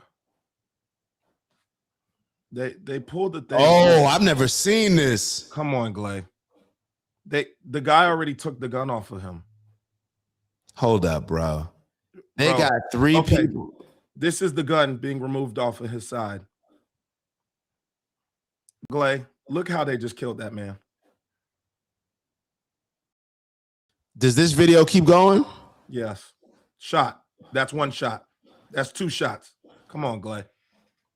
Anybody who said he deserved to die in the section, fuck y'all niggas. Fuck that, bro. That's crazy. If y'all saw that and y'all talking about he should have complied, he got shot in his fucking back. Hold on. Run that back, Glay. That shit almost made me throw up, my nigga. Oh, shoot. I didn't realize his back is to him. Oh, my God, Glay. Yo. So, Glay, this guy in the gray right here removes his gun. That's the one that takes the gun. And this guy right here in the green who's kind of losing frame. Right here. Yeah. He's the one that ends up shooting. Oh, he has his gun out. Let me get that better angle. Yeah, he already had his gun out. You can see on the one before that, the guy in the green already had his gun out. Here you go, right here with that circle. He should have complied. What? See, and that's the thing. I didn't see him resisting like that. This man's on his knees. I didn't see him resisting. I just saw him like almost, I didn't see it. Glay, my heart is in a pit, bro. What? This is where he dropped all those shots with that man on his knees. And he damn near like, I would have been mad if I was one of the other officers. Like, yo, we mad. And you could tell because the other officers were like, yo, like at what point? Nobody else is on that type of energy. Hold on. I want to be very clear. Hold on, Glay. Hold on one second. I gotta figure out a way to hold on. Damn, I can't even see it on my screen. Hold on. I want to try to move us. Okay. Mm-hmm. He's on his knees. He's on his knees, Clay. This is his butt, his knees, and his arms are both on the floor. He had that cell phone in his hand, and he's trying not to drop it, but he's on all fours, Clay. Where's everybody at? Like, why aren't they on top of him if he's such a threat? You know what's wild? And I just thought about this, and it has nothing to do with this, but doesn't this look like the same type of setup that like was with George Floyd? And it's not conspiracy theory. I'm just saying, like, as I'm looking at this video, same kind of like the car right there. Whatever. Didn't mean to say that. I shouldn't even have said that. But bro, this is wild. Y'all got like Abu Han. Yes, Abu Han. They shot him after he was disarmed. And see, this is disarmed. What did Abu Han just write? I didn't see. He said, did they shoot him after? But Abu Han, how are you gonna comment like that? You've been commenting the whole time, and then you asking, you didn't know that? You didn't know that? Abu, I thought you knew that. I thought you knew that. Because this is my point. This is what I mean. Important. We get so tied into these. This is what my side is thinking. This is what my side is thinking. Abu Han, you were up here when Mike was talking, agreeing with everything, and you didn't even know that he got shot after he took the gun away? Nah, that I can't see the comments that you're talking about with Abu Han. So let me hold on. What? Why is my? Hold on. I gotta shrink my screen. There we go. My fault. I don't see any of these comments for some reason. Glay, what? So hold up. Abu Han just wrote there. And Abu Han, I'm going to give you credit because that's something that a lot of people wouldn't be willing to do, to just change their thought on it. So shout out to you, bro. Shout out to you, because a lot of people, I'm so glad that happened, bro, because a lot of this is like, come on now. The fact, but that's why you got to be careful commenting on stuff without even really seeing the video, because I already knew that they had already taken the gun away from him and shot him. But I just didn't see this angle where he got shot in the back. So this makes it even like worse to me. Like this is. Yo, these niggas is walking away like, yo, I'm not trying to get into that shit. Gun out. And this is why you have procedures. I'm sure that this wasn't a part of the proper procedure. There's no, right. What is this procedure? I'm not sure if the 6-on-1 procedure, we're all standing around him. You disarmed him. Now, what? Like all those men that were on top of him, they're all up now, leaving space to shoot him in his back. This guy needs to go to prison for life. This guy right here. Oh, that one. Wait, which one? This one right here. That's the one that pulled the gun out? That's not the one. Oh, okay. This is his gun right here. He's shooting him. Oh, he already shot at that point? He already shot once. He's shooting again. Can you put the volume on? Because I think the volume does it for me, because that's the only way I can tell when a shot's going off. Okay. So that's what messed me up. A second later. Okay. Security.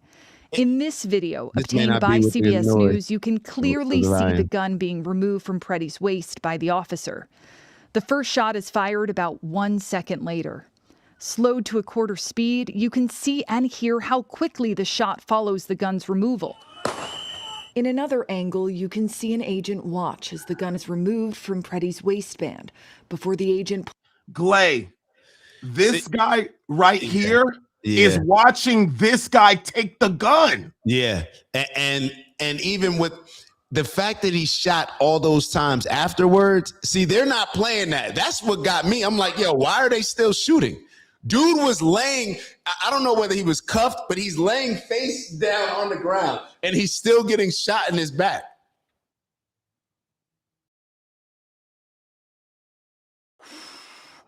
Glay, nobody had a better angle to see the gun was pulled.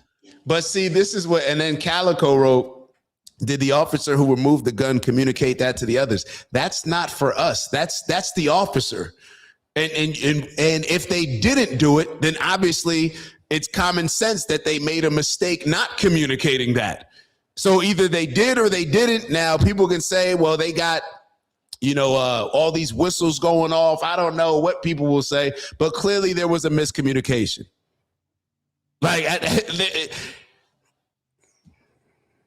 Watch as the gun is removed from Pretti's waistband before the agent pulls.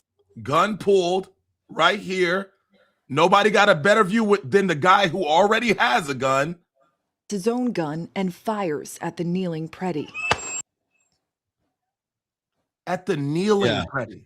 I'm almost convinced that he wasn't resisting at this point because the way that he removed the gun was so effortless, it seemed like. It was like, gotcha. It's one of those like it didn't seem like there was a struggle or a tussle for the gun. It seems like they're trying to wrestle the guy down, maybe realize like, oh shoot, he's got a gun, and then they remove the gun. But from this video, I don't see him resisting. I don't know what's happening. Like if he got pepper sprayed, which he clearly did, seems like he's probably trying to put his hand in his eyes. I don't know. But it doesn't even matter to me. Like it doesn't even matter. Officers move away from Pretti as at least one of them continues to fire. Wait, look at the guns keep going off. Oh, play it again. I'm gonna shut up. Play it again, please. I'm gonna shut up. First shot is fired about 1 second later. Slowed to a quarter speed, you can see and hear how quickly the shot follows the gun's removal. In another angle, you can see an agent watch as the gun is removed from Pretti's waistband before the agent pulls his own gun and fires at the kneeling Pretti. The officers move away from Pretti as at least one of them continues to fire. Pretti does not appear to be moving. Yo, did you hear that? Y'all got it. They got it in the comments today, man. What we at? 10 o'clock? All right, man. This one hit that shit. Nah, I gotta let. Oh, Glay. Play the last shots. Go back just 5 seconds. I'm sorry to. I gotta. Please just listen, yo. Before the agent pulls his own gun and fires at the kneeling Pretti. The officers move away from Pretti as at least one of them continues to fire. Pretti does not appear to be moving. Around 10 shots are fired in total by law enforcement. Glade, Michelle said that the first shot came from Petty's gun. The first shot came after his gun was already removed. Yeah, the guy ran off and he shot him. I don't think that's the case. His hand never touched his gun. They disarmed it. The first shot is from the ICE agent.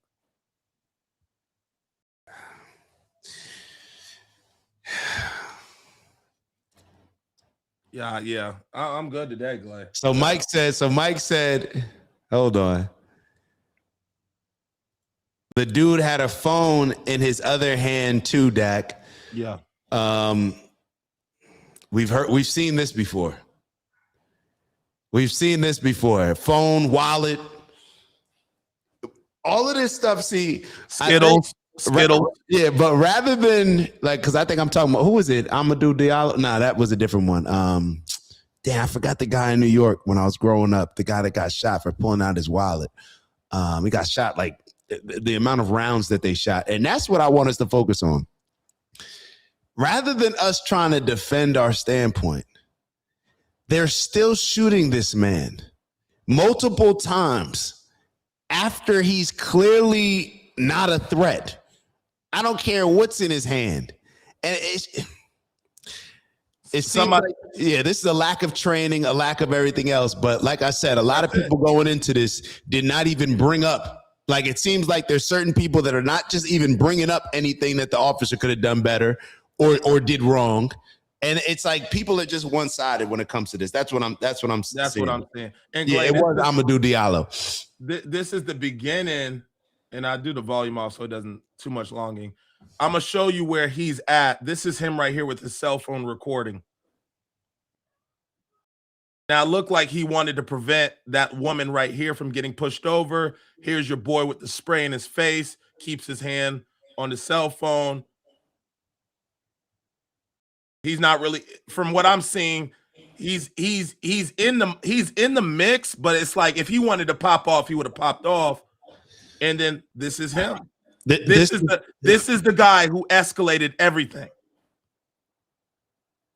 The one that just pushed the lady. Yes. So that's the one that's the one that ended up shooting? He had No. green on. I don't know if that's the same guy. Another guy. Okay. Glay, when it comes to this is both. This is just a bad situation. Bad. Democratic and Republican leadership do better. This is a bad situation.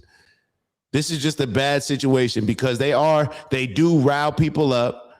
These professional protesters, they riling people up to do this. This is just not a good look. But even as Mike was saying, the Democrats have strategically done this over the years. We've seen this over and over where they'll rile up the citizens to go out there and crash out and put themselves in dangerous positions that those politicians would never put themselves in or allow their kids to be put in. So this is why I feel like in this situation, I'm not going to be like, I'm calling out both. Like, I just want to look at this from a sensible standpoint. These situations are going to continue to happen everything that we could say about with the ICE agent, you got the whistles going, they're in a compromising position, they got people protesting them doing their job. Cool. All of that could be said. Yeah. This situation is going to continue do we think it's going to get better? Do we think there's going to be less whistles now? So based on the situation, can we call a timeout? Can we huddle up? Can we figure out a different way to approach this? That's where I am with this. Shut that man on his Michelle wrote faulty trigger, then they opened up. Michelle, come on now.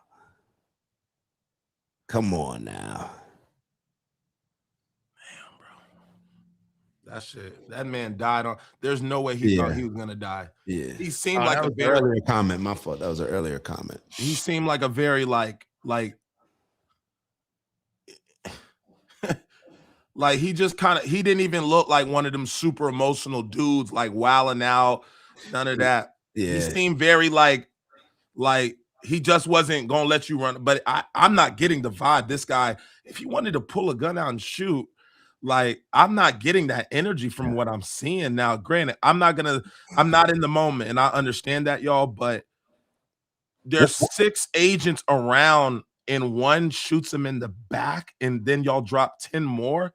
He was nah, bro. Yeah. Once he touched that police officer, once he doesn't matter what you like. I do want to also highlight that just because people thinking that they could touch police officers or ICE agents. It doesn't even matter. Touch somebody with a gun. It's not going to go well. When he pushed the lady, and he did what perhaps a lot of people, and I think when the lady right here. Yeah, Glay. Yeah. And to me, he didn't at that point, that ICE agent who already has a bully mentality pushing that lady like that, they wanted to shoot that man. You know what I'm saying? Or they want to inflict harm on that guy. Yeah. So that's the human nature part of it. I definitely see that, but this is ridiculous, bro. And look, he's helping her up. Yeah, but they gotta look, he's still helping her up with mace in his face. Yeah. Come on, man. Yeah, you got the wrong people out there doing jobs, man. It's not the right folks, bro. Damn, bro. He was trying to help the lady up. And look, mind you, let's take it back even further. Lady, get the fuck out the street. I'm glad you said that. Because I don't want y'all to think I'm only one-sided. For the shorty who's in the fucking street, I don't know how you're gonna sleep at night knowing that your dumbass was in the street with that fucking phone, and this guy did his natural instinct is to protect a woman, help a woman, and he got murdered of it because your stupid ass can't stay on the sidewalk? How the fuck you gonna sleep at night knowing some man who tried to protect you just lost his life? Even he was on the side of the street. Y'all are so selfish.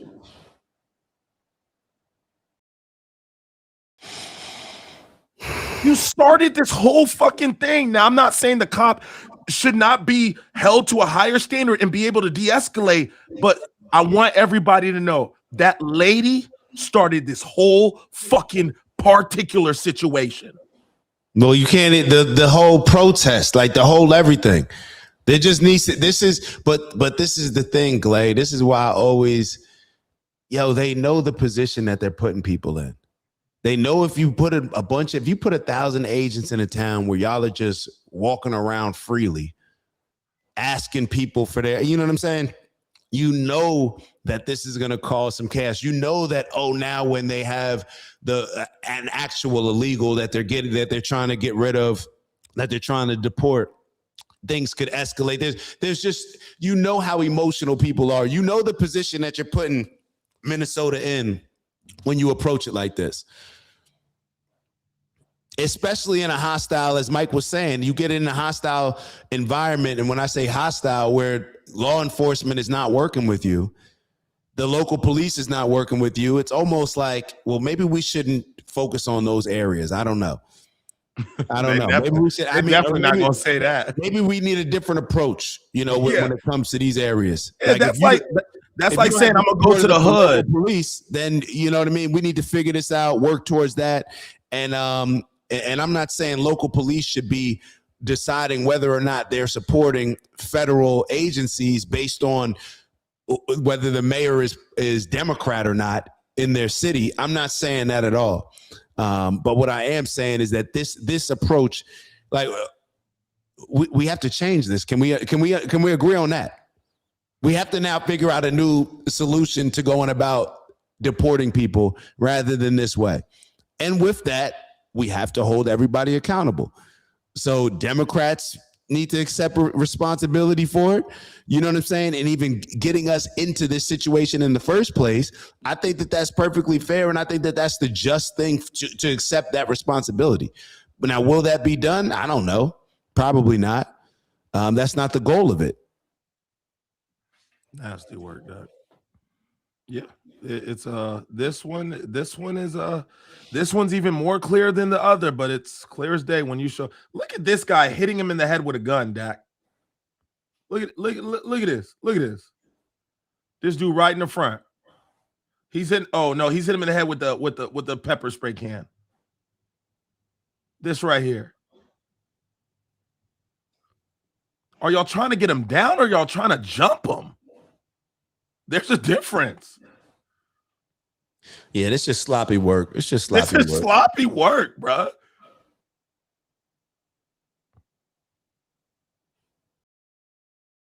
Somebody threw a knee in there. Somebody threw a foot in there. I mean, this just looks like he's getting, bro, why is he getting jumped? This guy, how come this guy doesn't feel threatened? He's calm.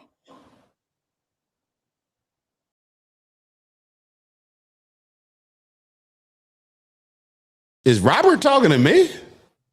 Where? I'm not even seeing. Did I miss something, Robert, or something? He said, "Get new glasses." What am I missing? And this is how ignorant the arguments get. See, it's very easy to look at this situation and say y'all are fighting for illegals. No, like that may not be what everybody's fighting for. They're also upset that people are coming into their town and you're not only impacting illegals, but it's the way that you're going about it. It's impacting actual citizens' lives. Well, I've seen a bunch of instances where people are citizens and going through these things.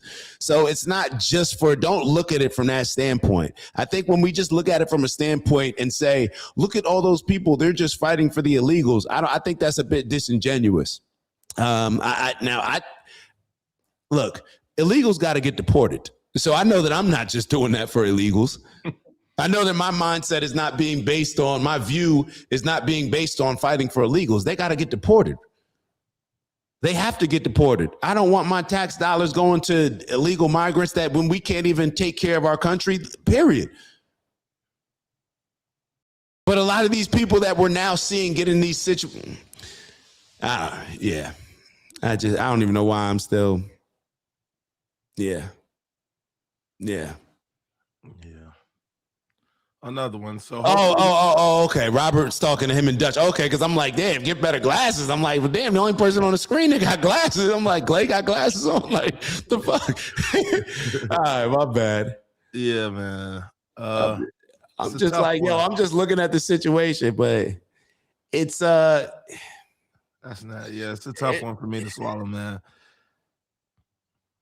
That's a tough one for me to swallow. A guy getting shot in his back. We're in a tough position, bro. This is a tough one. We're in a tough position, and I really see. I think that they're really trying to create like this purge, bro. I've been saying this shit for a while, bro. You just see these movies, and I'm like, it's gonna get to a point where people are gonna hate each other so much, where the only answer they're gonna tell us, which is like, okay, well, we're going to just open it up. People can just commit violence on a certain level and it just be open. And then, you know, you only got an hour or you only got a couple hours. Bro, if once we remove morality from a lot of these conversations and decency, I think that's the only place it's going to go. Because let's look at it from this standpoint. If you remove morality from how we're looking at these situations, we know that side is going to get more radical, which is going to make that side get more radical, which is going to make that side get more radical. And we know that the people in power actually benefit from us being more radical because now they have they can flex their power more. They have more influence. So we know that if we don't look at this from a moral standpoint, what's going to happen? So just like when we're approaching police, hey, well, you know, it's not about right versus wrong because they're law enforcement. They got the gun. Well, hey, let's take that same approach and look at this situation. It's not about right versus wrong. But we know if things keep escalating at the way that they're escalating and we don't have morality in the discussion, principles, values, and those don't enter the conversation, we know things are just going to get more and more extreme. Like, do we think that are we now saying that after Democrats see this situation, they're just going to say, you know what, maybe we should stop using people to rile up these riots, and so therefore we can have a rallying cry and talk about how evil the Republicans are?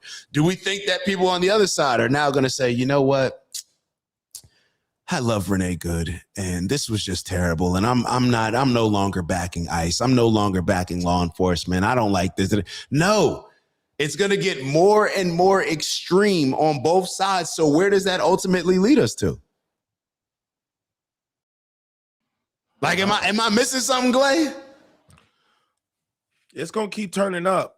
When them boys, it ain't going to be handguns on their side. It's going to be that shit around their neck. Cats going to start picking off. And you're going to see a lot of these ICE motherfuckers ain't as gangsters you thought they was. Once people really want to go there, I don't think, it's going to they're not going out there trying to arrest them, but they're going to be ducking headshots. And this is a good point that Mike brought up, a Christian morality, a Muslim morality. Who gets to say what's good or not? See, I'm not saying what's good or not. We talked about this before. There needs to be a certain level of decency.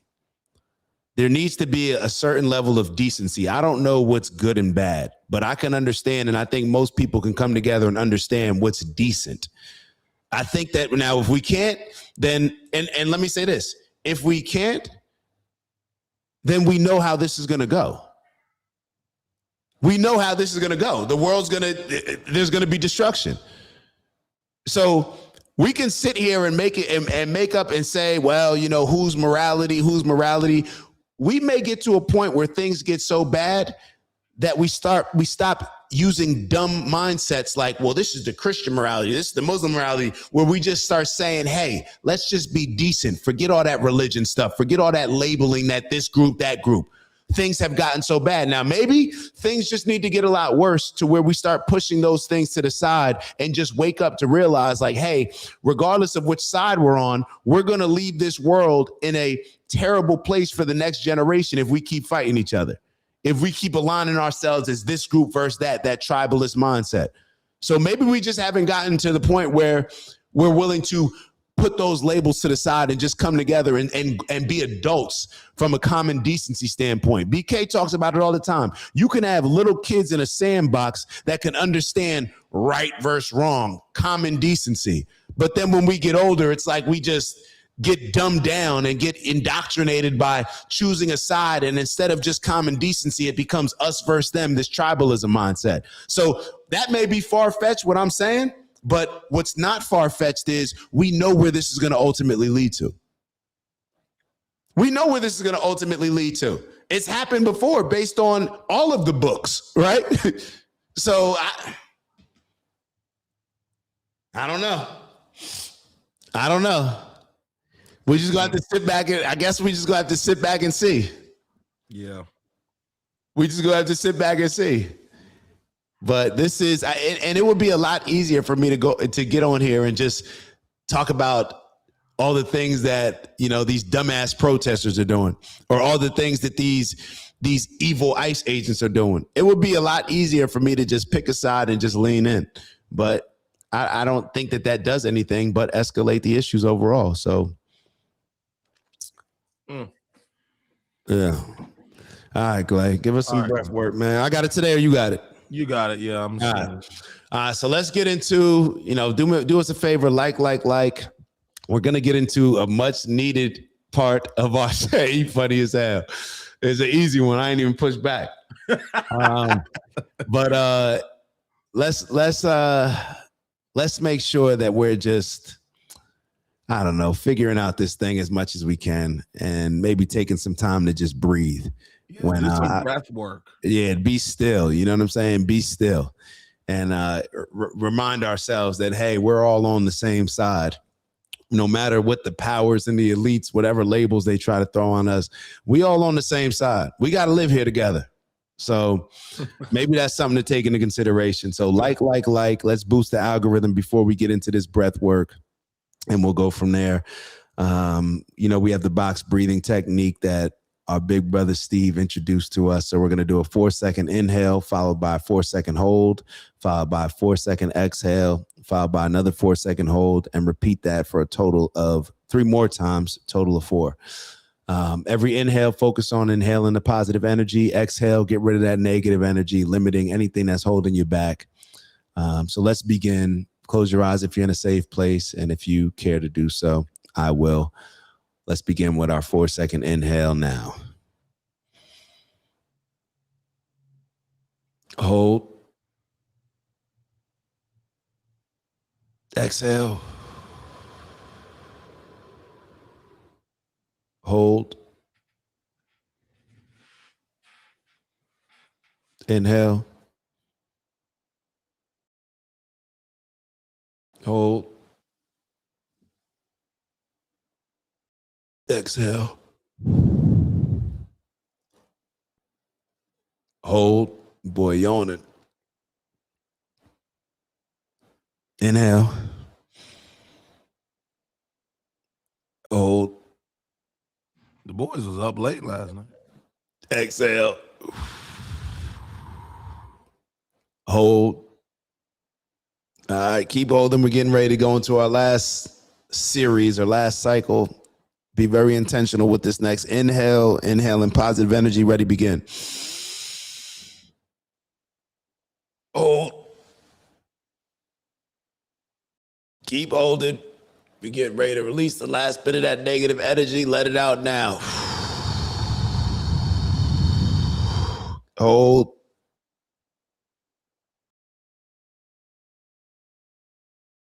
All right. Y'all know we come here to do elevate on purpose, both from an intentional standpoint, as well as raising our standards to become the best leaders we can become, growing into the most decent, principled, valued people that we can become. That's what's needed. That's what's needed. You know, not getting caught up in all this versus them, right versus left, Democrat versus Republican. But the more that we can approach these situations, these topics, these occurrences, the more we can approach them with a mindset, removing all of those other ties that we have with the labels and just looking at it from a decent human being perspective, I think that'll put us in the best position to truly elevate society, if that's the goal for everybody. Strength and honor, onward and upward. Y'all know what I mean when I say get to that bag. That's all the little things, quote on. I got to put in air quotes, the little things that we do throughout the day, throughout the week, throughout the month that are going to ultimately add it to what's going to be our impact on this world that we like to call our personal legend. So as we're living in our purpose, striving for that purposeful abundance, what are the things that we focus on that are going to serve as our North Star? So the things that I like to focus on: peace, love, happiness, health, wealth, and everything we do, integrity. And always got to add that balance. And Glay always got to add that little sprinkle of perspective on there. So, yeah, maybe perspective is the main thing. Perspective, it comes up in every aspect of our discussions, Glay. Like, what is our perspective? Maybe we should check before a situation occurs. Maybe we should just do an exercise with ourselves and just say, what is my perspective? What are my biases? You know, what are my blind spots? What is my perspective on this situation before I even look into it? And then calculate that into, or at least be conscious of it when we're now observing and processing a situation and how it plays out. And hopefully how we can add some positive input to the situation rather than stoking the fire. So, Glay. Yeah, man.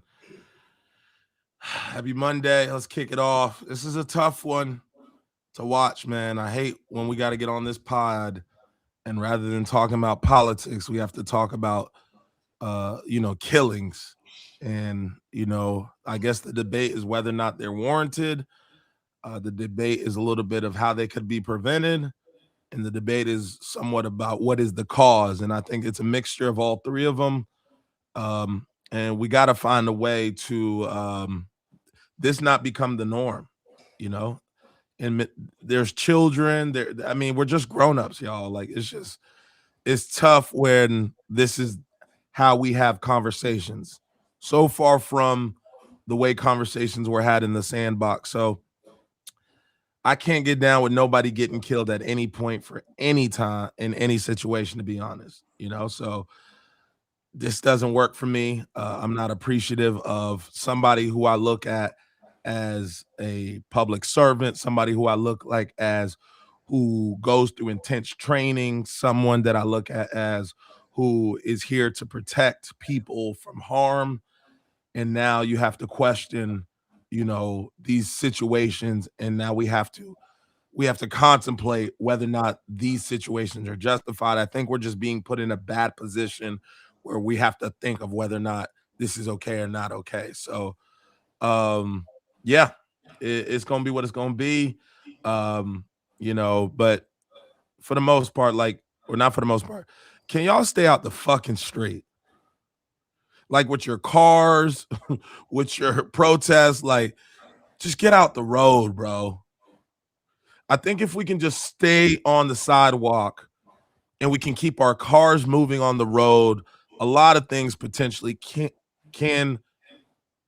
Oh, he's muted or my phone fucked up. Oh shit, am I muted, y'all? You can hear me? I don't think so. Oh, Abuhan said he's muted or my phone. Can y'all hear him? Oh shit. All right. Well, y'all didn't hear shit. Well, let's get the hell out of here, Glay. Nah, I think we could. Yeah, but I get what you're saying, Glay. Look, even I'm seeing some of the back and forths and where the conversations are going in the comments. Like, I wasn't even realizing. I think they having their own conversation in there. But look, I get that these situations are going to bring about a lot of emotions from people, and there's going to be strong debates. But the more that we can, and maybe sometimes you get to a point where, look, the other day I did it when I was going back and forth with Critical. And it's like certain times I'm not even willing to argue with somebody and go back and forth in certain situations. But with that being said, if we can just refresh ourselves of, we just got to be decent to each other. And that a lot of these situations are caused by, I think everybody just knows by this point. I'm trying to make a point and just say, bro, let's not just be stupid with these situations. Let's exercise some common sense in this. Let's look at these situations, bro. Half the stuff that we're getting ready to hear throughout the day, throughout the rest of this week is, from news outlets that benefit from us being as fearful, scared, and angry as possible. So let's not do what they want us to do. let's just look at it from a logical standpoint and figure out a way like, okay, how do we fix this? How do we come with something better than what's been happening? And that's really all it is for me. Yeah. I'm seeing a couple comments. There's some shit you see in the hood, even the ICE agent walking away looking like I ain't want no part of that. Probably the smartest move. I saw the heavy guy. The heavy yeah, he guy, was like, I've never seen. He's like, nah. yeah, I got it. I ain't come here for all that. You know, I agree. Stay out of the streets. Yeah, like guys, I think we can find some common ground between both sides, you know, where it's just like, yeah, we definitely, that street shit, all that blocking traffic shit, all that we gonna be on the streets yelling that shit. Nah, I ain't off none of that. That shit is stupid and unnecessary to get your point across. Your point ain't made louder because you're in the streets. Get your ass on the sidewalk and do your thing with your signs, but you ain't got to be doing all that. So I definitely don't condone that. But I think where for the people that may not agree with where my stance is on it, I just got a problem when like, damn, like, yes, that woman made a mistake, shouldn't have been in the street. That cop was too turned. Did not have to. You're approaching a woman with a cell phone. You have a bulletproof vest on, 2 guns, ski mask, gas. Like, we know you're the stronger person in this, bro. You ain't got to prove it to me. And I promise you, she doesn't think. I hope, and she should know. And sometimes ladies may not know in this protesting situation. Look, he got it. It ain't no question if that ICE agent got it. He the guy.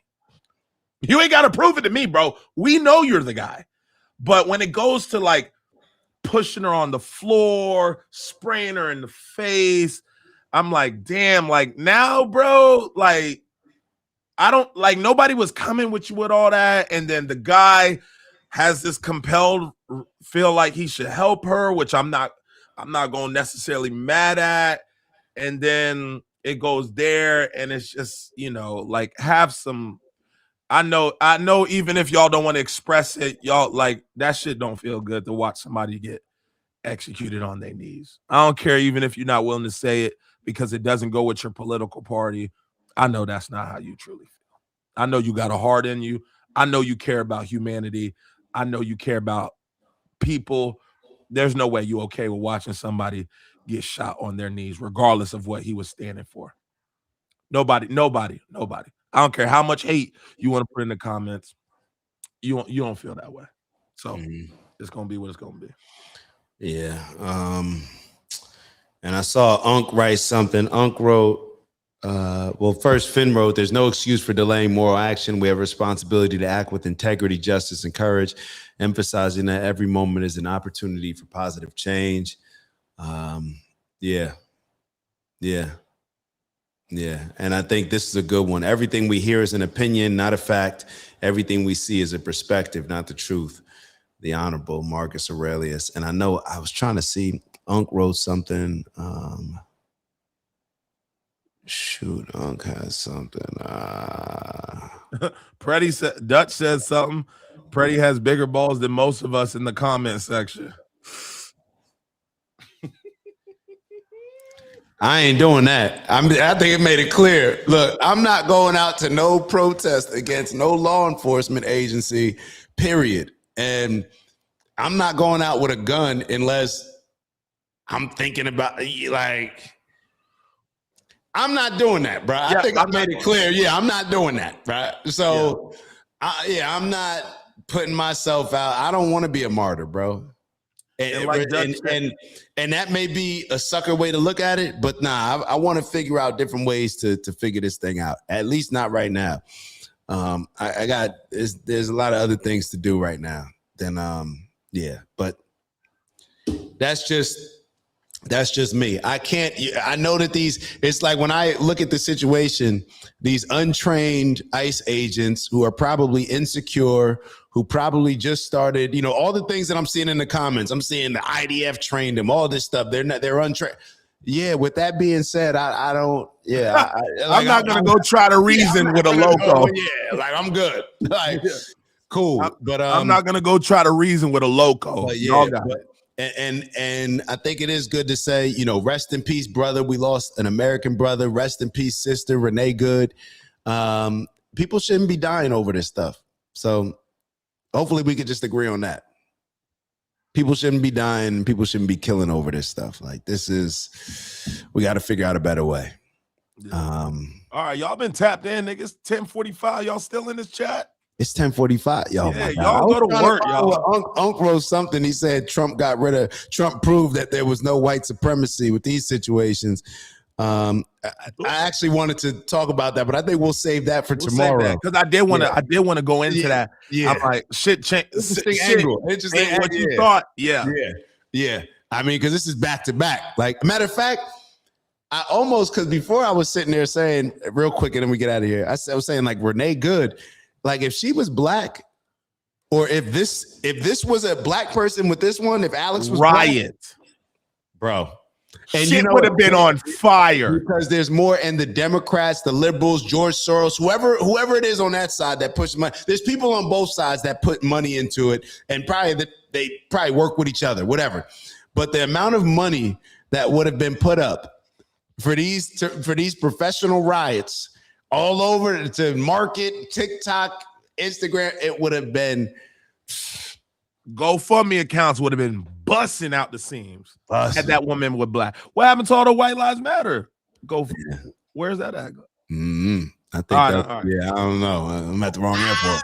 We'll see y'all tomorrow, man. Appreciate y'all. Love y'all.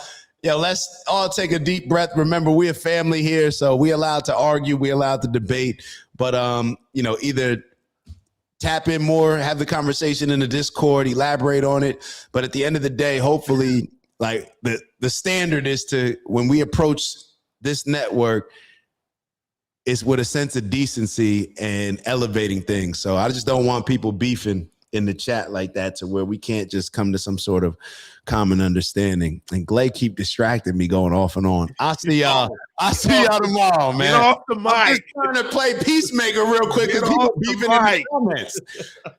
Damn, bro. Get off the mic. Damn. All right, we'll see y'all tomorrow, man. Appreciate y'all. Like on your way out. Yeah.